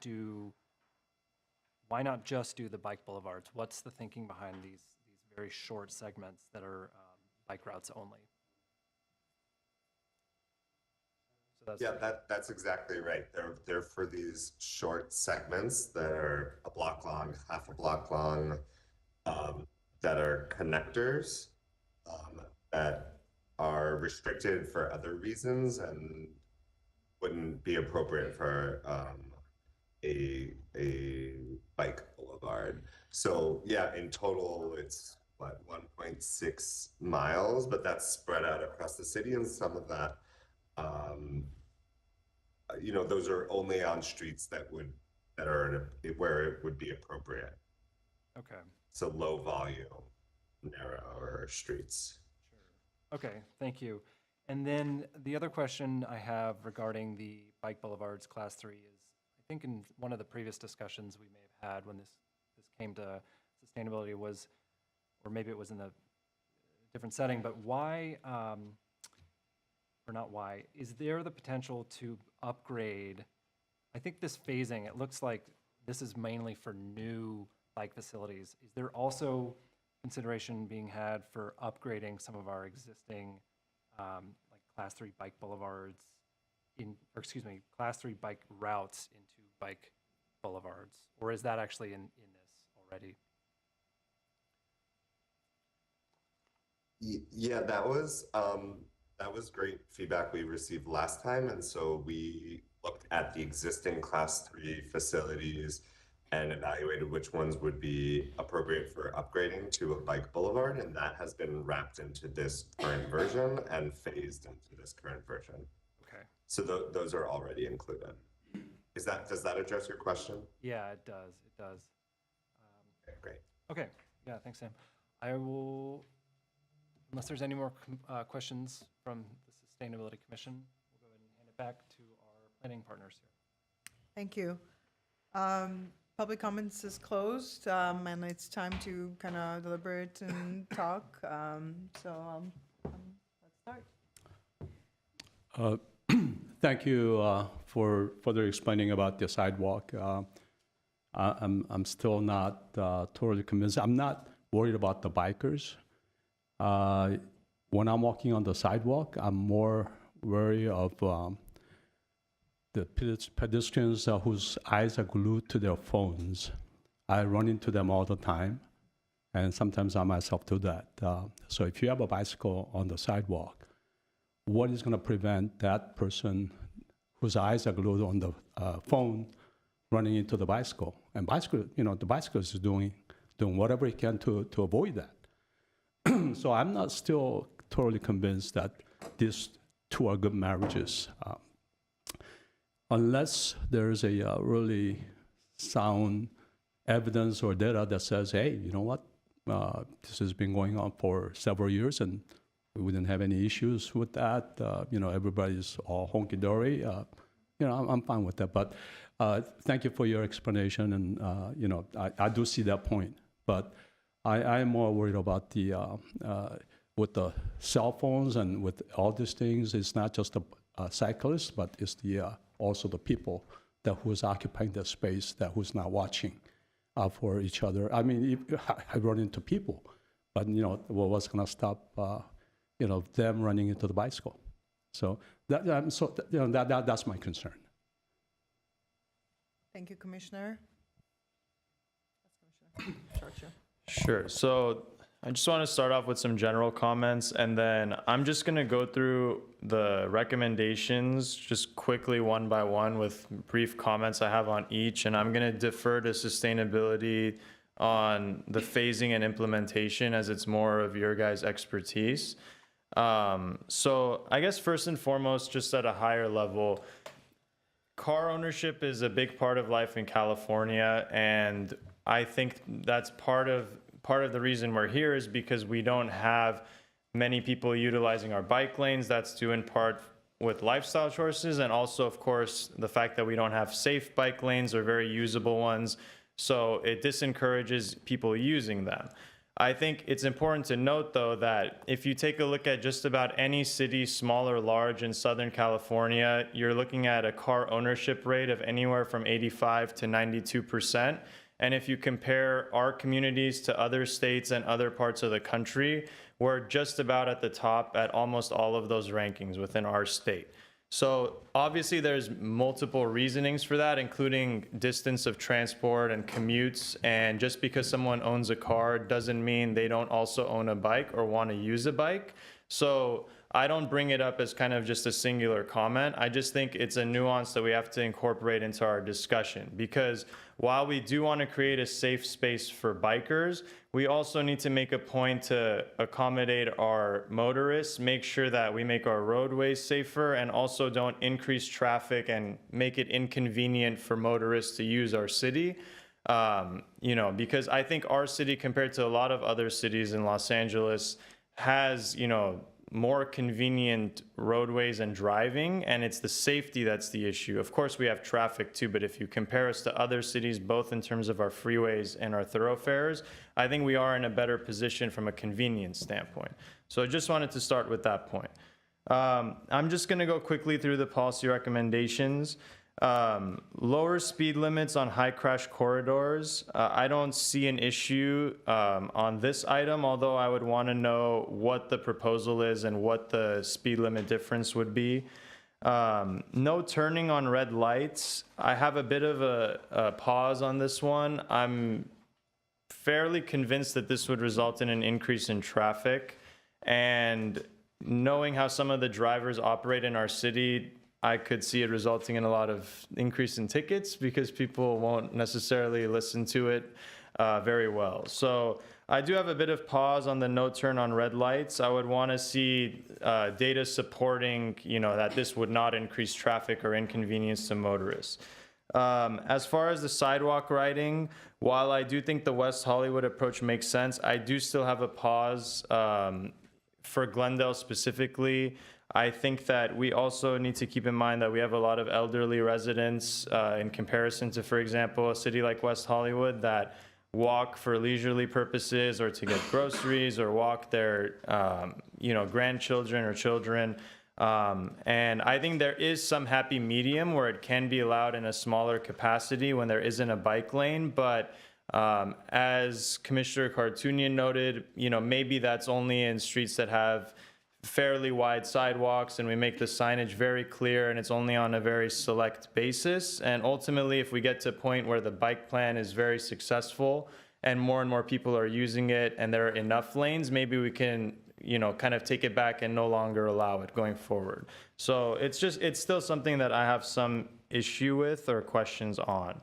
As far as an education campaign to educate all road users about the rights and responsibilities to keep everyone safe, I think this is very important and something that definitely needs to be coupled with this plan going forward. The bike support facilities, there's 5 recommendations here.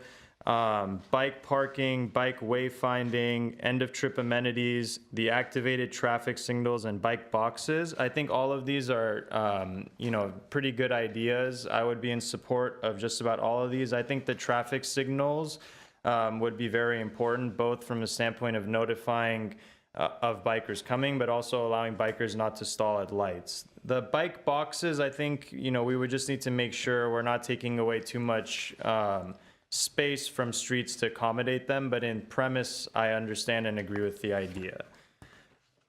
Lastly, on the lane reconfigurations, this ties to my overarching concern about an increase in traffic with these proposals, because while we want to encourage the use of bikes, we also need to be realistic with what people are doing in our city.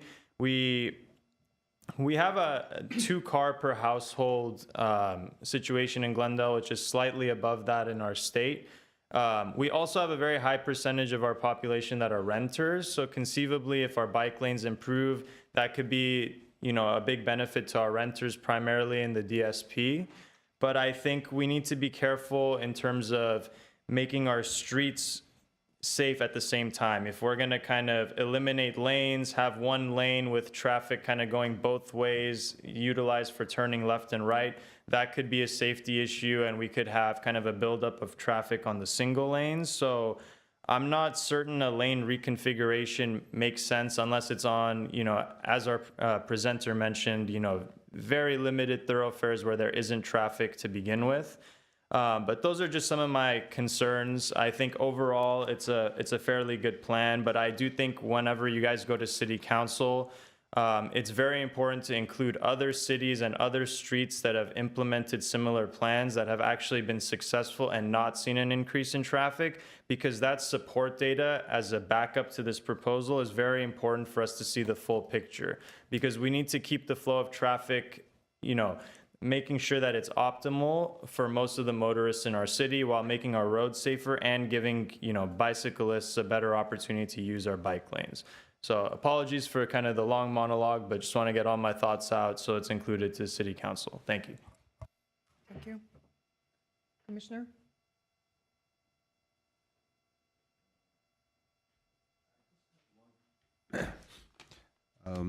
Just had one question from staff. I might have missed the answer, but on your class 4, where it says, under current biking and traffic conditions, building a class 4 facility here would need further technical analysis. Then it says refer to Exhibit 1. Is that something that on this map shows, refers the different roads and plans?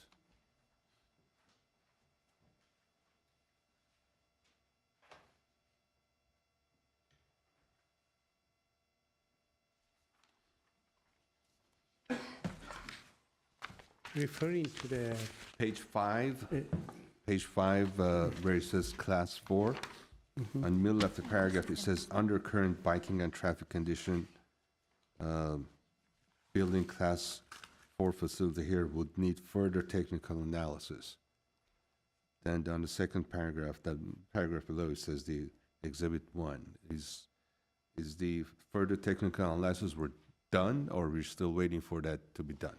No, that's something that, we have talked in the past, that we like to have some guideline, and we're working on it as part of the circulation element, that what criteria in detail are we going to use to select, implement this bike lane.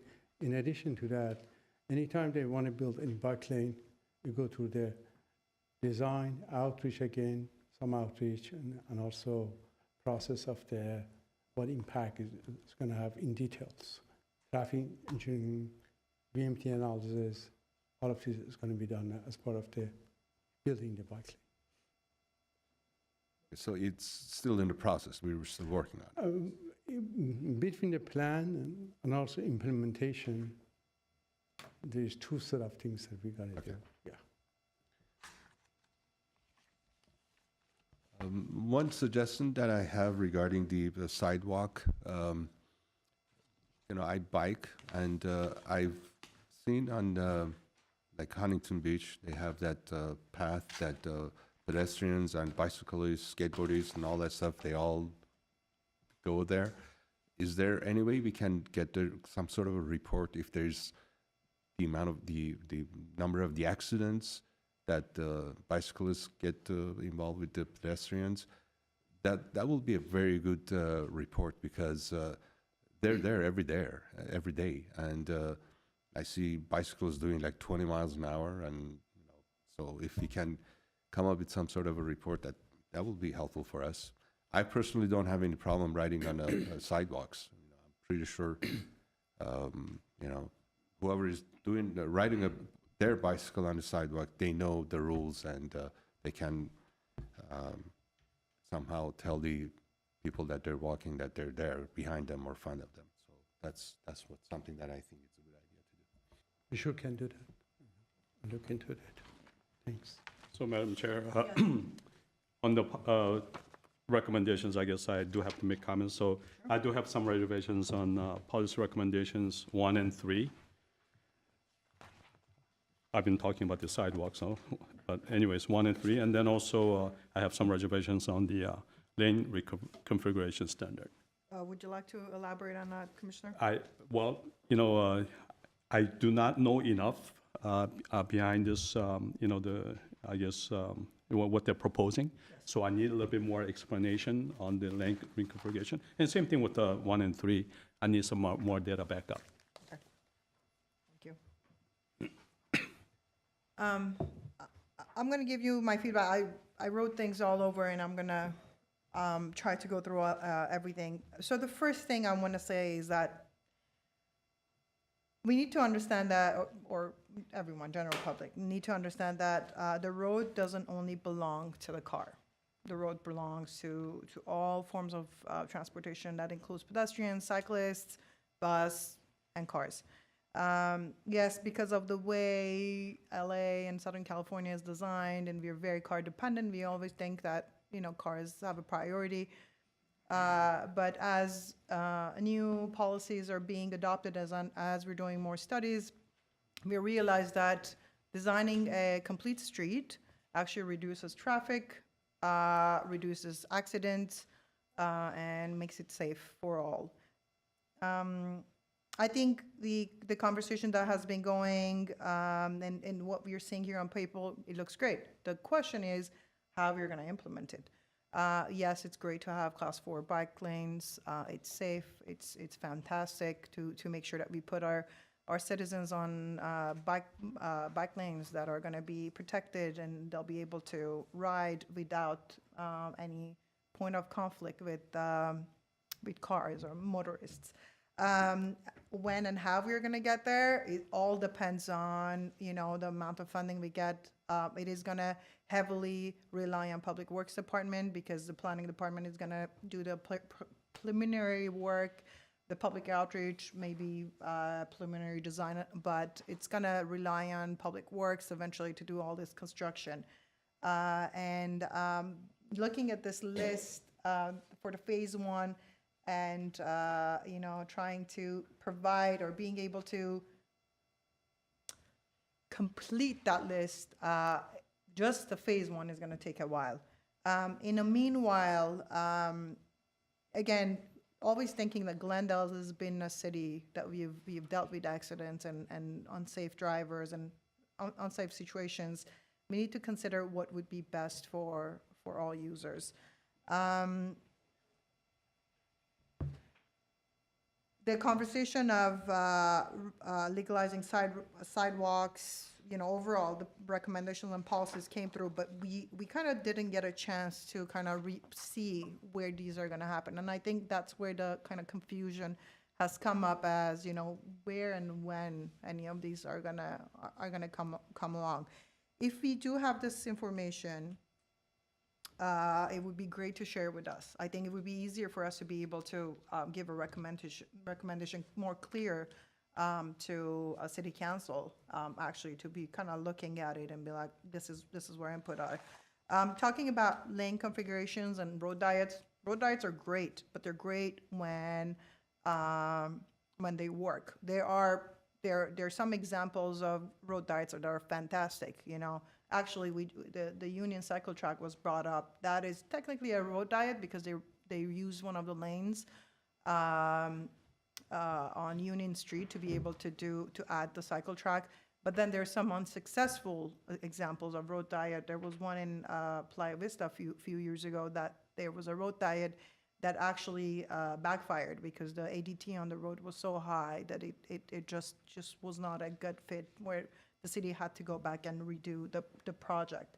So it'll be great to kind of see. I don't know if this is something that we're planning to kind of do step by step as we're going through the phases of the project, or if it's something that we're planning to do as you know, as we go through each segment of each recommendation. This could be just a general recommendation that's been given. And I know the consultants and city staff would look at the numbers before giving recommendations. Again, planning a street, as a complete street, is fantastic, but making sure that all users, the pedestrian, the cyclist, the motorists, they're all safe and they get where they need to be is also important. I know there were the conversations that came up regarding lowering speed limits on high crash corridors. It'll be great to hear a bit about it. Also, just so everyone understands, what would that mean? If we were to lower the speed limit, let's say by 5%, how much delay would that cause in traffic? And this might be something that you guys are planning to take to council, I'm not sure. But it'll be good to know. Thank you, Commissioner, for what you mentioned about sidewalk riding. I'm not opposing sidewalk riding.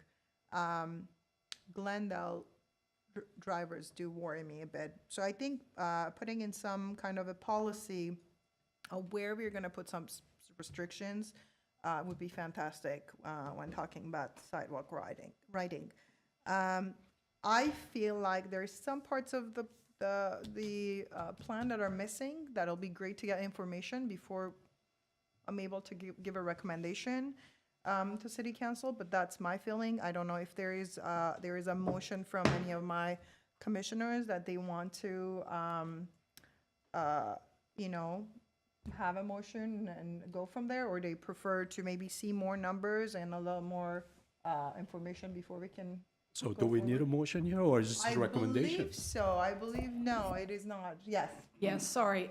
There's a little bit of confusion. The agenda is, it's agendized as an informational item, and we are taking notes and collecting information data to convey that forward to the city council, while the actual staff report itself has a couple of motions. But because it wasn't agendized as an action item, instead we'll do the same thing essentially as would be captured in a motion, and that is just capturing all of the comments, the questions. We have the tape. Staff has assured me that they'll be extremely diligent in ensuring that all of this information is gathered and conveyed forward. So we don't have a motion, but we will, as I indicated. Thank you. Be gathering the information for you. Thank you. One other thing to consider, and I know there are some state vehicle code that have come through as we've had more and more of scooters and electric bikes. Those are things to consider. I didn't hear much about it, but we want to make sure that scooters, electric bikes, if we are planning to have, or if you're going to have sidewalk riding, if I remember correctly, currently they're actually prohibited to be on sidewalks, but it'll be great to convey or look into that and convey that to City Council so they're able to make their decision when they are finalizing the plan. Again, plan looks great. It's a matter of staff going after those grants. I am sure the staff knows, but ATP Cycle 7 and SS for All is happening right now, and I think there's some assistance in grant writing that are being offered through Metro and other organizations that you guys can ask for. So hopefully Glendale can score some of those. The kind of quickly talking about the phasing, and this would again kind of fall on the CIP, Public Works. So hopefully when this is adopted and it's entered into CIP, I think whenever there's an opportunity, I see some of these roadways have a higher percentage scored, but they are listed in a lower phasing. I wasn't sure why that was, but if we have an area that has a high priority and we have an opportunity, I think we should jump on it. I think we should give it a higher recommendation, a higher concentration, so we are able to make it connected. It is important to have a connected, safe network for all to use, and Commissioner Kartunian, or I think it was Commissioner Kartunian that mentioned, equity isn't just, it wouldn't just only be one aspect. There's many aspects of it. We need to make sure that we are planning for all. We're looking into all users that are going to eventually use our bike facility, and we're looking into 20 years from now, where as we're building our cities, as we're doing more housing in the city, we are going to have to rely on more public transportation to be able to move people around. We're doing more TODs in downtown. That means with less parking availability, meaning households can have more than one cars sometimes, or they won't be able to park. So how are we going to move these people?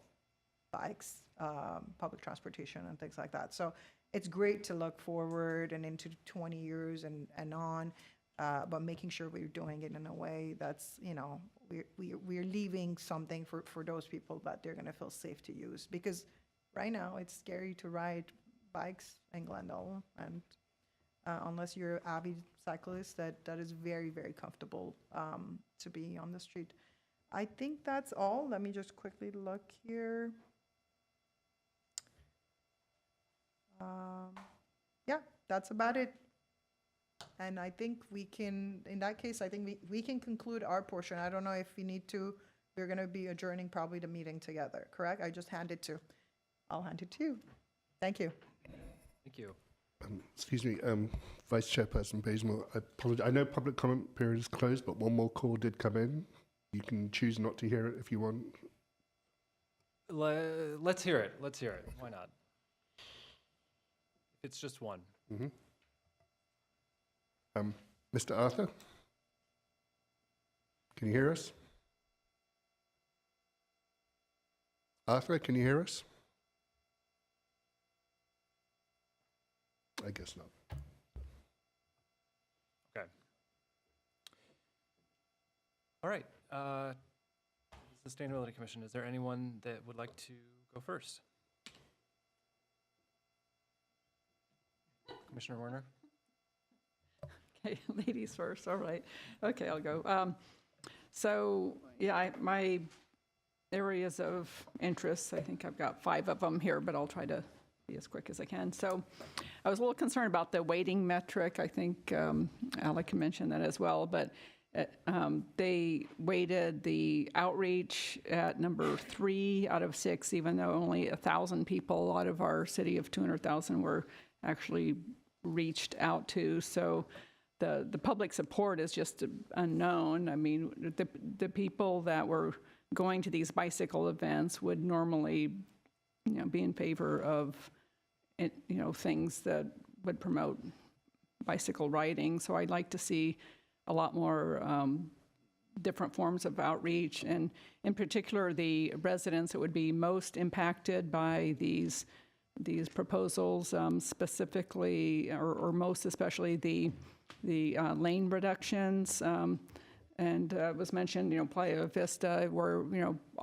all this public funding was put into something that then had to be removed. That's not what we want here. So just to make sure that the buy-in is there, it really concerned me that the maps didn't have a single one to show that, which specific streets we're talking about losing traffic lanes, because I think that's the first thing a person would want to know if they were deciding whether to support it, if it's going to affect their commute. And also, I am in agreement that safety is the top of the weighting. I'm also eager to see what the effects will be on some of these new safety measures that just went into effect at the beginning of the year, like the speed enforcement through cameras that's being implemented, and also the new law about not being able to park within, I believe it's 20 feet of a crosswalk, even an unmarked crosswalk.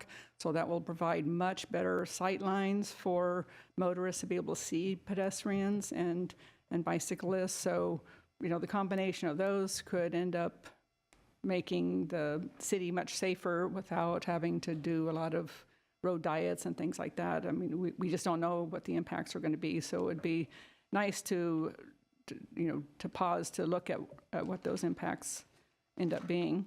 And also, but along the same lines of safety, I'm concerned that encouraging more people to get on bikes on some of the already overcrowded streets are going to cause more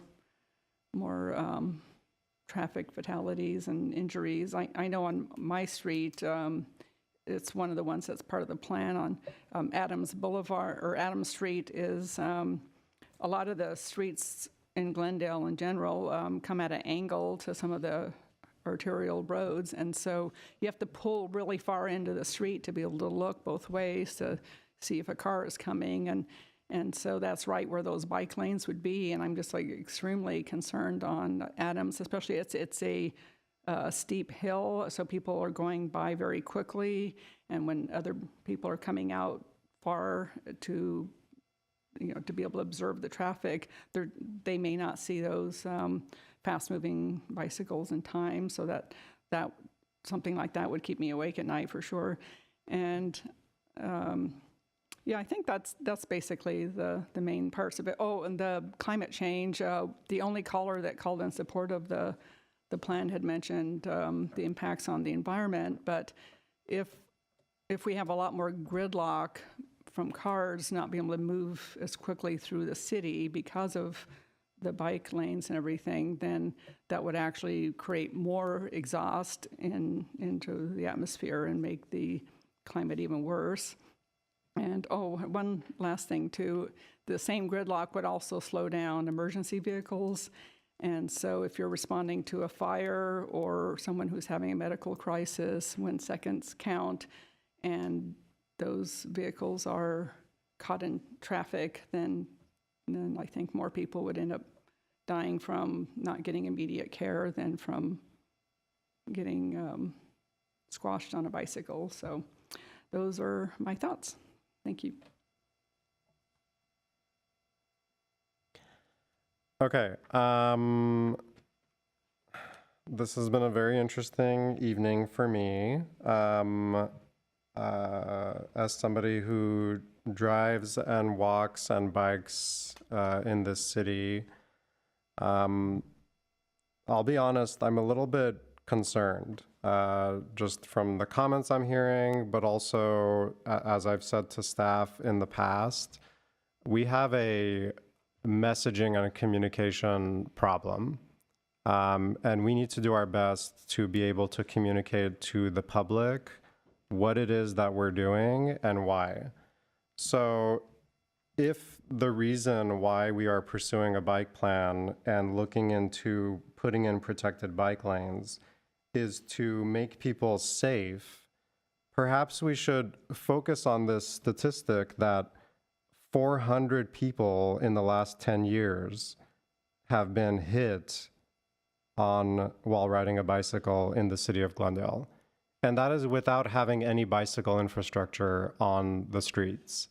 So these are people who are biking knowing that these streets are unsafe. And perhaps you think to yourself, that's because they have to do it, because they don't have a choice. So I look at this safety map and where I see red all over the city, I think to myself as a transportation planner, what are the things that we can do to make these streets safe? We have talked about lane reconfigurations. We've talked about center turn lanes. Why aren't we talking and communicating to this commission and to the public the safety benefits and the traffic calming benefits of doing a lane reconfiguration? And why aren't we talking about, with respect to emergency access, the fact that in an emergency, an ambulance or a fire truck can use the center turn lane because it's empty. Whereas in another setting, we have a congested road where cars have nowhere to go and they're more stuck in traffic than they would be if a lane was reconfigured and if there was a center turn lane. So I'm just like conflicting with all these comments that are coming out, and there's no context for it. We don't know which streets are going to have lane reconfiguration. We don't know which streets that are where lane reconfigurations are being proposed. We don't know their traffic counts. So we as a city have just gone through the exercise of doing some lane reconfigurations. They're not in yet, but we've done the traffic analysis. La Crescenta Avenue, which is a project that we've been talking about for 5 years. We did a traffic analysis, and the council ultimately voted to take out 2 travel lanes because the capacity on that street was higher than the existing volumes of that corridor. It was simply wider than it needed to be. and there was no anticipated delay. There's maybe a few seconds of delay if you drove the entire corridor.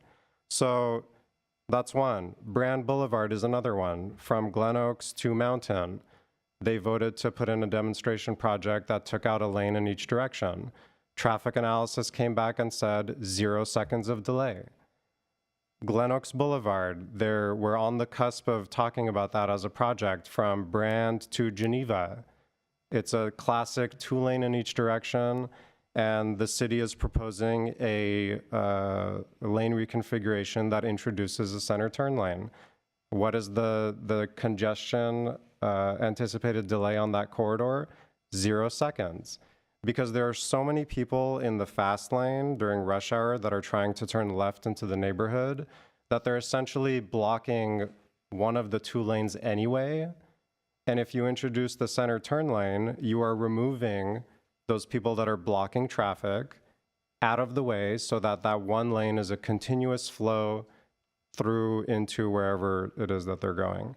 So it's very frustrating when we're introduced with a concept and all of a sudden we're nitpicking at the reasons why we think it won't work. If you want some research, the city of LA has done maybe 100 miles of road diets, whereas the city of Glendale has done 0. And they've done case studies. There's been a capstone project that a UCLA student did that analyzed all of the road diets in the city of LA.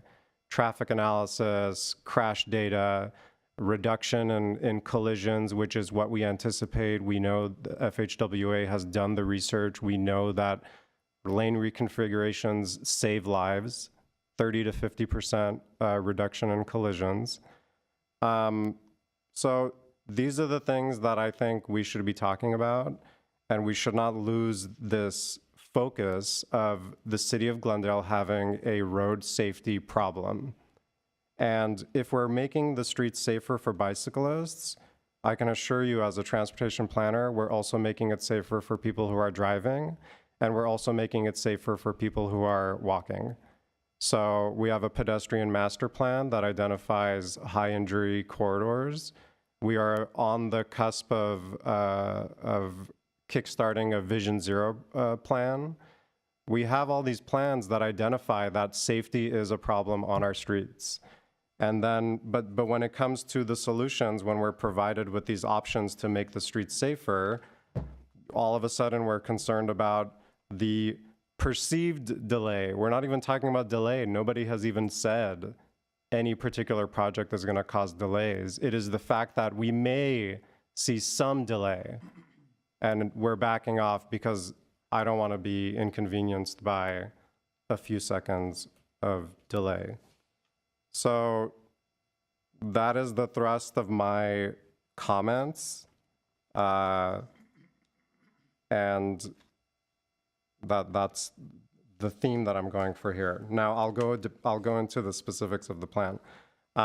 There are some gaps that I think should be addressed. Honolulu on the very north segment on the map, there's a gap where you do have a protected bike lane on Honolulu that stops. I know that there's on-ramp, off-ramp concerns that I think can be addressed through design treatments that we've seen in other places. And the reason I emphasize that location is because just on the other side of the border in the city of LA, we do have bike lanes on Latuna Canyon Road. I think the one going north-south is Tahunga Canyon, perhaps. Both of those are in the mobility plan of the city of LA as a tier 2 bike lane. One of them is an existing bike lane. So I want to make sure that that gap closes. And then another piece, we have Columbus. It's kind of there's a diamond, green diamond kind of in the center of the map. That Columbus bike route stops just shy of that diamond. The diamond is a pedestrian crosswalk that goes over the freeway. Columbus is a convenient north-south bike route if somebody's trying to stay off of the main arterials. I don't know why the bike route stops, the bike boulevard stops just shy of that location, but I think it should continue through and go north to span the freeway. And then the same with Fremont Park, which is the diamond just to the left of that. Kenilworth is that north-south street. I think it is important to connect to Fremont Park, which is being renovated right now. And a convenient way, again, to do that is to go under the freeway, in this case, a small tunnel. So that should be looked at as well. And then I do want to go back to the phasing piece. I think if we are not looking at current public works projects, it kind of throws the phasing out of whack, because there are a lot of projects on the Public Works website that they are actively pursuing that kind of conflict with essentially how this phasing is being done kind of in a vacuum. It's just out of context. So if Glendale Boulevard is being pursued, say in the next 2 or 3 years, why is it that we would be pursuing Adams as well? When you have a first class, class 4 bike lane potentially on Glendale Boulevard, perhaps you can skip Adams because they're both north-south, they're both in the same general vicinity. It just seems the phasing needs to incorporate existing public works projects, and that should inform how the rest of the phasing goes. Now, the weighting piece, to me, again, the number one important piece to me is safety. And I think safety should be of utmost importance to us and should not be weighted similarly to, I lost it, is it connectivity? Yeah. To connectivity. To me, the safety piece is, if we're looking at the bike crash analysis and we're seeing where most of the collisions are happening, and seemingly is where most people are biking, it kind of is addressing the connectivity. This is where people are going, this is where they're getting hit. Perhaps that should be addressed. And then I do agree somewhat with the outreach piece, is like, our outreach is limited, and that is not a criticism, because we will never do enough outreach. There will always be somebody complaining that we didn't do enough.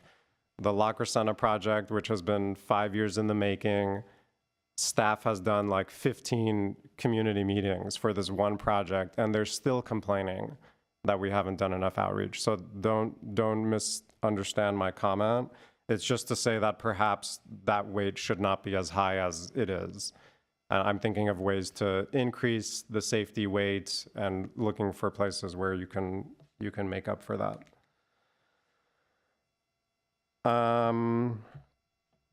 The last thing I'll say, just a general comment, is, we talk a lot about congestion, perceived congestion, delays to our ability to move around the city.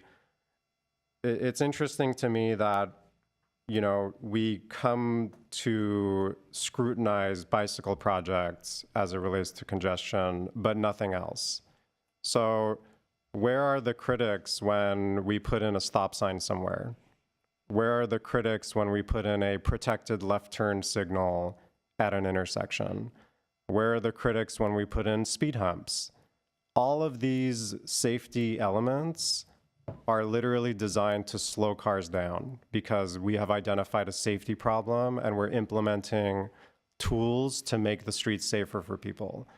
So why aren't we going through a rigorous outreach process and identifying where we're going to put in left turn phasings, so that the community can say, oh, you know what, that's not worth my time.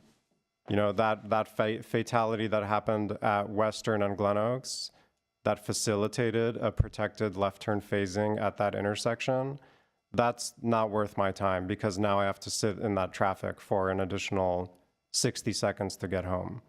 Why don't we do that here as a city? Why don't we go through a community outreach process to put in a stop sign? That slows my time down when I'm coming down on California and trying to get to Panera. That's an inconvenience to me.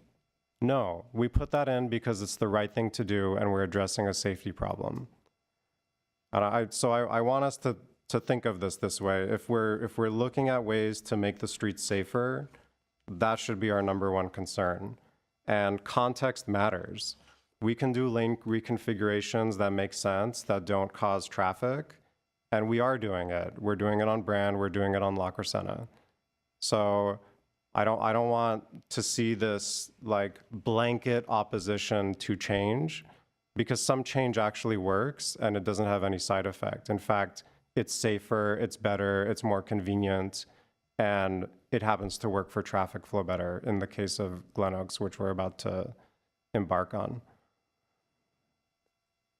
I'll stop talking. Thank you for listening. Before I make my comments, I'm going to let the ex officio members go first. Please. All right. Cool. So, in a similar vein, talked a lot about safety here. I wanted to point out that well, there have been a lot of questions on why biking and not cars, and not prioritizing cars and that sort of thing, since Southern California is such a car-heavy place. I'd like to point out that we are, at least I am on the Sustainability Commission. So for me, as someone who studies sustainability and is studying environmental science, that's the point of view I come from. And the kind of fact of that is that from a sustainability perspective, we need to look at what is best for the entire ecosystem of Glendale, that is both the human and natural ecosystems here, right? And the truth is just cars aren't good for that. LA has one of the worst air qualities in the worst air qualities in the country. They produce ozone, not the ozone that is helping protect us from the sun, but ozone down here that we breathe and is horrible for us. This is a carcinogen, causes cancer. I know when I was here growing up, there were days where at school we were not allowed to go outside for recess because the air quality was just so bad. And we talked about change here. Something else worth noticing about change and being resistant to change is the cost of not changing. In this case, the cost of not changing is, I would argue, worse. More of those air quality days, which will only continue getting worse if we don't limit our the number of automobiles that are around. With hotter days, more ozone is actually produced by these cars. On top of that, we talked about accessibility. If we don't really talk about accessibility, people are talking about accessibility with cars, but cars are expensive. Gas is very expensive. This is California. Bikes, very cheap. You can fix one with a wrench. It's an air pump. It's $20. Can't do that with a car. What else do we got here? About California being so car dependent, and Southern California specifically, I should point out that it was built to be car dependent. And we're talking about the future here. We're talking about 20 years in the future. When we talk about 20 years in the future, what we do now, what we build, is what will be in the future. So I just wanted to point that out, that as a Sustainability Commission, that we're here to look at the future, what is best for our future, for our kids' future. And cars are just not the best for the environment. It's not, I mean, one person per car most of the time. The amount of people that you could fit in a bus or a train or a bike in that same space, it's just not efficient, not ecologically friendly, not economically friendly for most people's wallets. Thank you. Yeah, just to add, I love the plan. I don't really have any major comments or questions because everything was basically addressed, but I really hope that this plan can go into effect and become something that kind of changes our streets in Glendale. I mean, I really don't bike a lot. I do own a bike, but I live off Chevy Chase and Chevy Oaks, and it's really, I mean, I feel kind of dangerous in a car driving, like let alone on a bike. So I hope the streets can become a safe place for everyone to drive, especially from like a DEI, like inclusion and equity standpoint for everyone, regardless of age, and all like disabilities, everything like that. That really everyone, parents can feel safe for their kids to bike to school and with friends or alone, no matter what. So yeah, I really feel like change is important, and if we can acknowledge that and move forward with this plan, that would be wonderful. Yeah, thank you. I'd also like to just say one last little thing. I feel like I came off very forward on that. Everyone's points were very well put and should definitely be addressed. I just wanted to put that as the overall point, at least from my perspective in sustainability, that be out there, as it hasn't really been said yet at this meeting. Thank you. I'm going to take issue with one of the recommendations that none of us talked about so far, is the no turn on red light. Yes, it does make the intersection safer, but most people don't know where the border of one city starts and the border of another city ends. And if it's just going to be implemented in Glendale, the no turn on red, it's going to create confusion for drivers. Having gotten a traffic infraction in Montreal, where one side of the bridge you're allowed to turn right on red, and the other side of the bridge you're not allowed to, only because the city's border is that bridge. So avoid confusions like that. That's just going to create problems for drivers. But I am going to second my colleague's recommendation here. It is of the utmost importance to coordinate with all departments, Public Works, Glendale Water and Power. People don't really care about these arbitrary phases that we've put together. If there is a project that's happening on one street and we can take a project from phase 3 and move it up at much significantly lower cost because they're already going to do the work there. They're cutting the street, they're making the sidewalks wider or whatever it is. Take advantage of that. Let's not fixate on the phase and say, this project is slated for the next phase, we can't touch it now. Who cares? Ultimately, if we can squeeze the 20-year plan down to 15 or 16 years, that's great. I mean, ultimately, the residents of Glendale are going to benefit from it. So my recommendation is going to be at least once a year, sit down with the rest of the departments and say, what do you have on the horizon that I can take advantage of? Ideally, that should be happening today. If it's not happening, I would recommend sitting down once a year with the fellow departments, Public Works, Glendale Water and Power, and finding out what's on their horizon. It would significantly be helpful for the residents. And if you're a resident on that street, you don't want to, or a business owner, you don't want to have a project, and then a few years later, another project. If we can combine it so that it's back to back, it would benefit businesses, residents alike. That's all I have. Okay. I'll go last, of course. So, Sam, I did want to go through a little bit on the map and the phasing, staff as well. For phase 1, one of the big gaps that I was seeing that I think could be addressed is the connectivity between the North and South Glendale. And I was thinking, looking at this, like, why wait until phase 2 for Verdugo Road?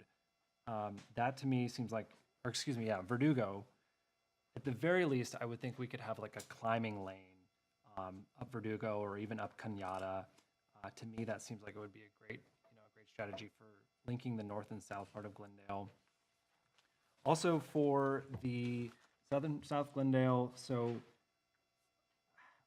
I don't know if it's in the rest of the phases, but if we had a way of connecting with a protected bike lane from the end of Central down San Fernando to, I think that's Glendale, where there's the protected bike lanes going into Atwater, to me that would seem like a great way to allow for folks who are coming from that part of the city, that part of LA, to get into Glendale. Other than that, I think that the phases look good. I love that there's this grid that we've created in South Glendale as well as West Glendale. That makes total sense to me. Moving forward through the years, it starts to get a little more complicated, of course, but I think it makes, for the most part, makes sense filling in the gaps. So into the draft recommendations, I'll see if I can try and highlight some of the different comments here from what's been said already. I suppose we have discussed, I believe, at other meetings, the idea of having bike sharing in the city, and I think that might be a piece. I don't know if it necessarily falls into a policy recommendation, but it might just be somewhat of an overall recommendation. So when we're thinking about equity and access, it would be, in my opinion, I think having the availability of bikes, maybe not scooters, but scooters potentially, throughout Glendale, certainly South Glendale, that's the more dense part of the city. Having that available, something even like the Metro bike share, having that in the city as well, I think would be great.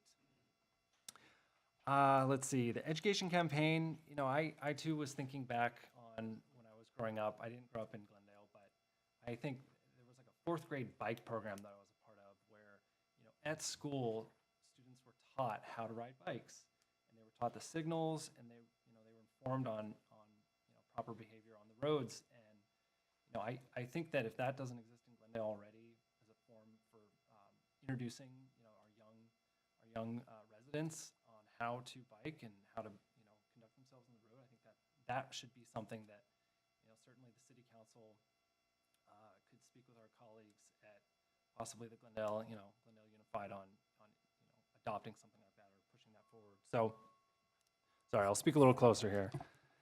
Let's see. The facilities look good.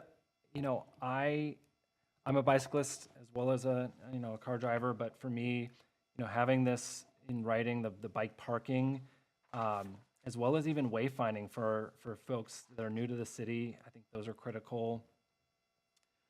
The bike boxes especially, I think that's important, having the ability to get ahead of the traffic.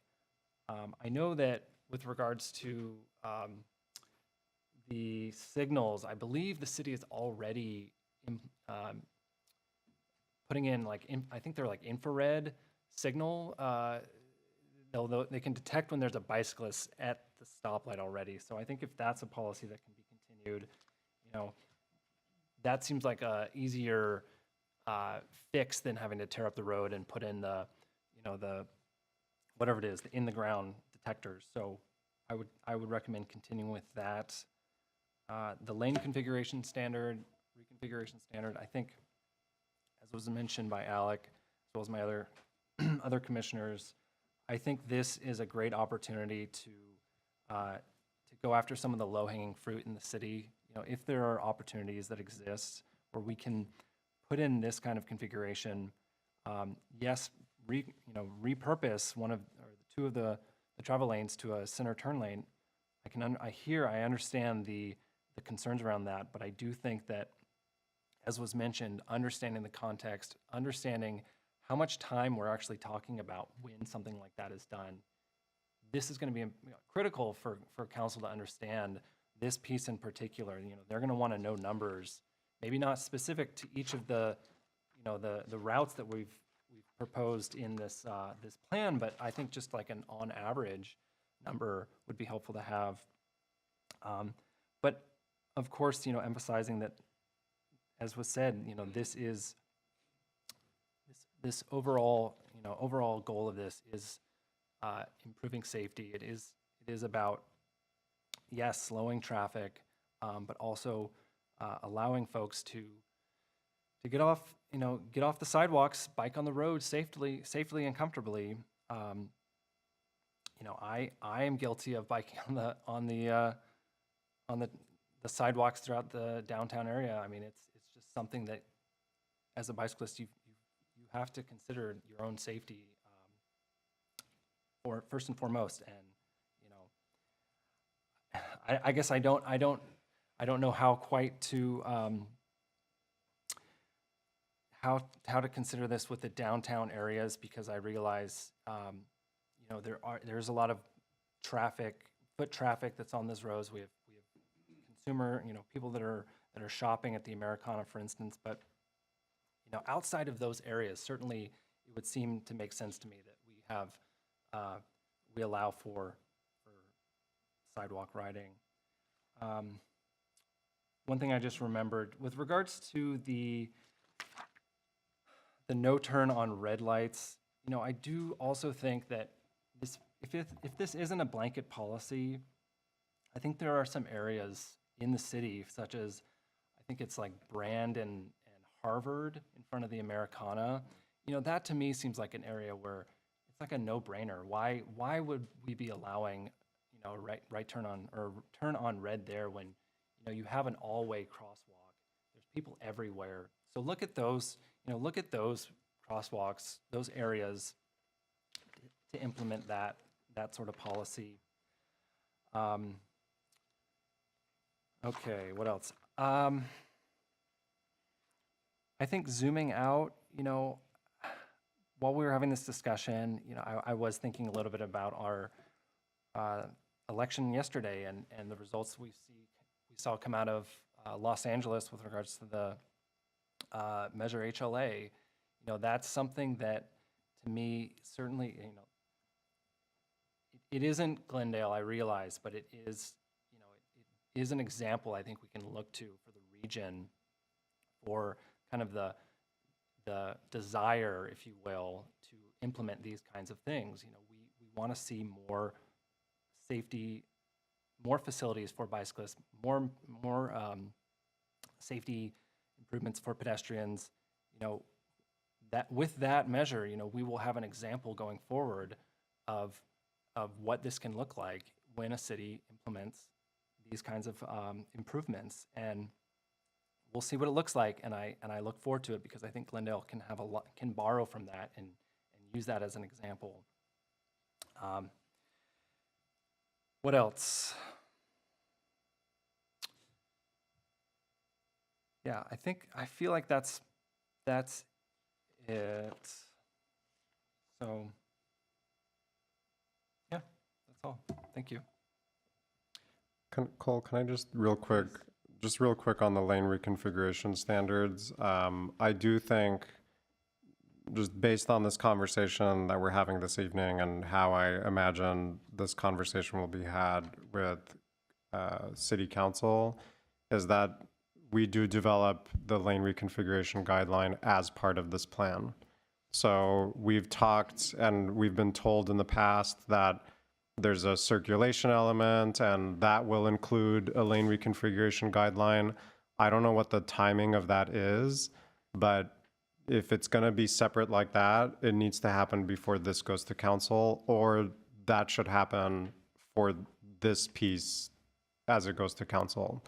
Because the specifics about a lane reconfiguration guideline is going to come up as part of the bike plan and its implementation. And if you're getting questions and confusion from this body, you're definitely going to get it from our electeds, and they need all the information they need to make an informed decision. So I've already given you the example of LA having a lane reconfiguration guideline.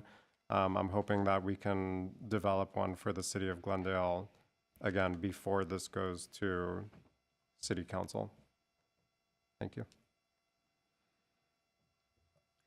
Can I make a quick comment on the maps? I noticed most of them are missing Chevy Chase Avenue. It's not labeled, and that's a major thoroughfare in South Glendale, and is one of the ones that would be having a Class 4 bike solution, and that's on Exhibit 1 there. So I think we need to label that. We have Acacia labeled, which is just north of that, and it's a very minor street by comparison. But if you could add that to the maps where that street is missing, that would help people orient themselves too when they're looking at the map. Thanks. Oh, and real quick, sorry, I promise I'll shut up after this.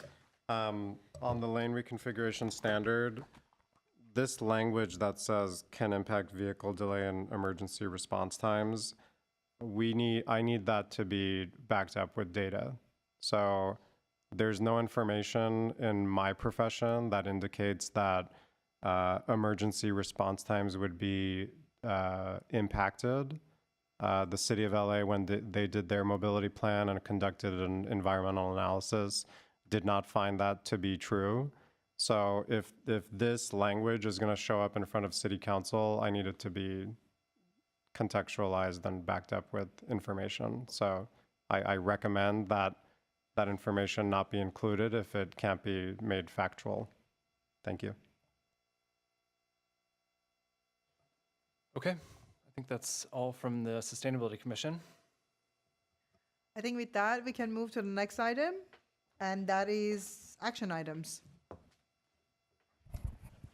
Sorry, there are no action items on the agenda this evening, so we can move on to the next item. Thank you. And next item is adjournment. Do I have a motion from any of the commissioners? Vote. I move to adjourn. Oh, so we do it twice. Oh, okay. So Planning Commission So moved. I'll second it. adjourned. Do I have a motion? So moved. I'll second it. All right, adjourned, thank you. Thank you all. Have a Thank you, wonderful everybody. evening. Night.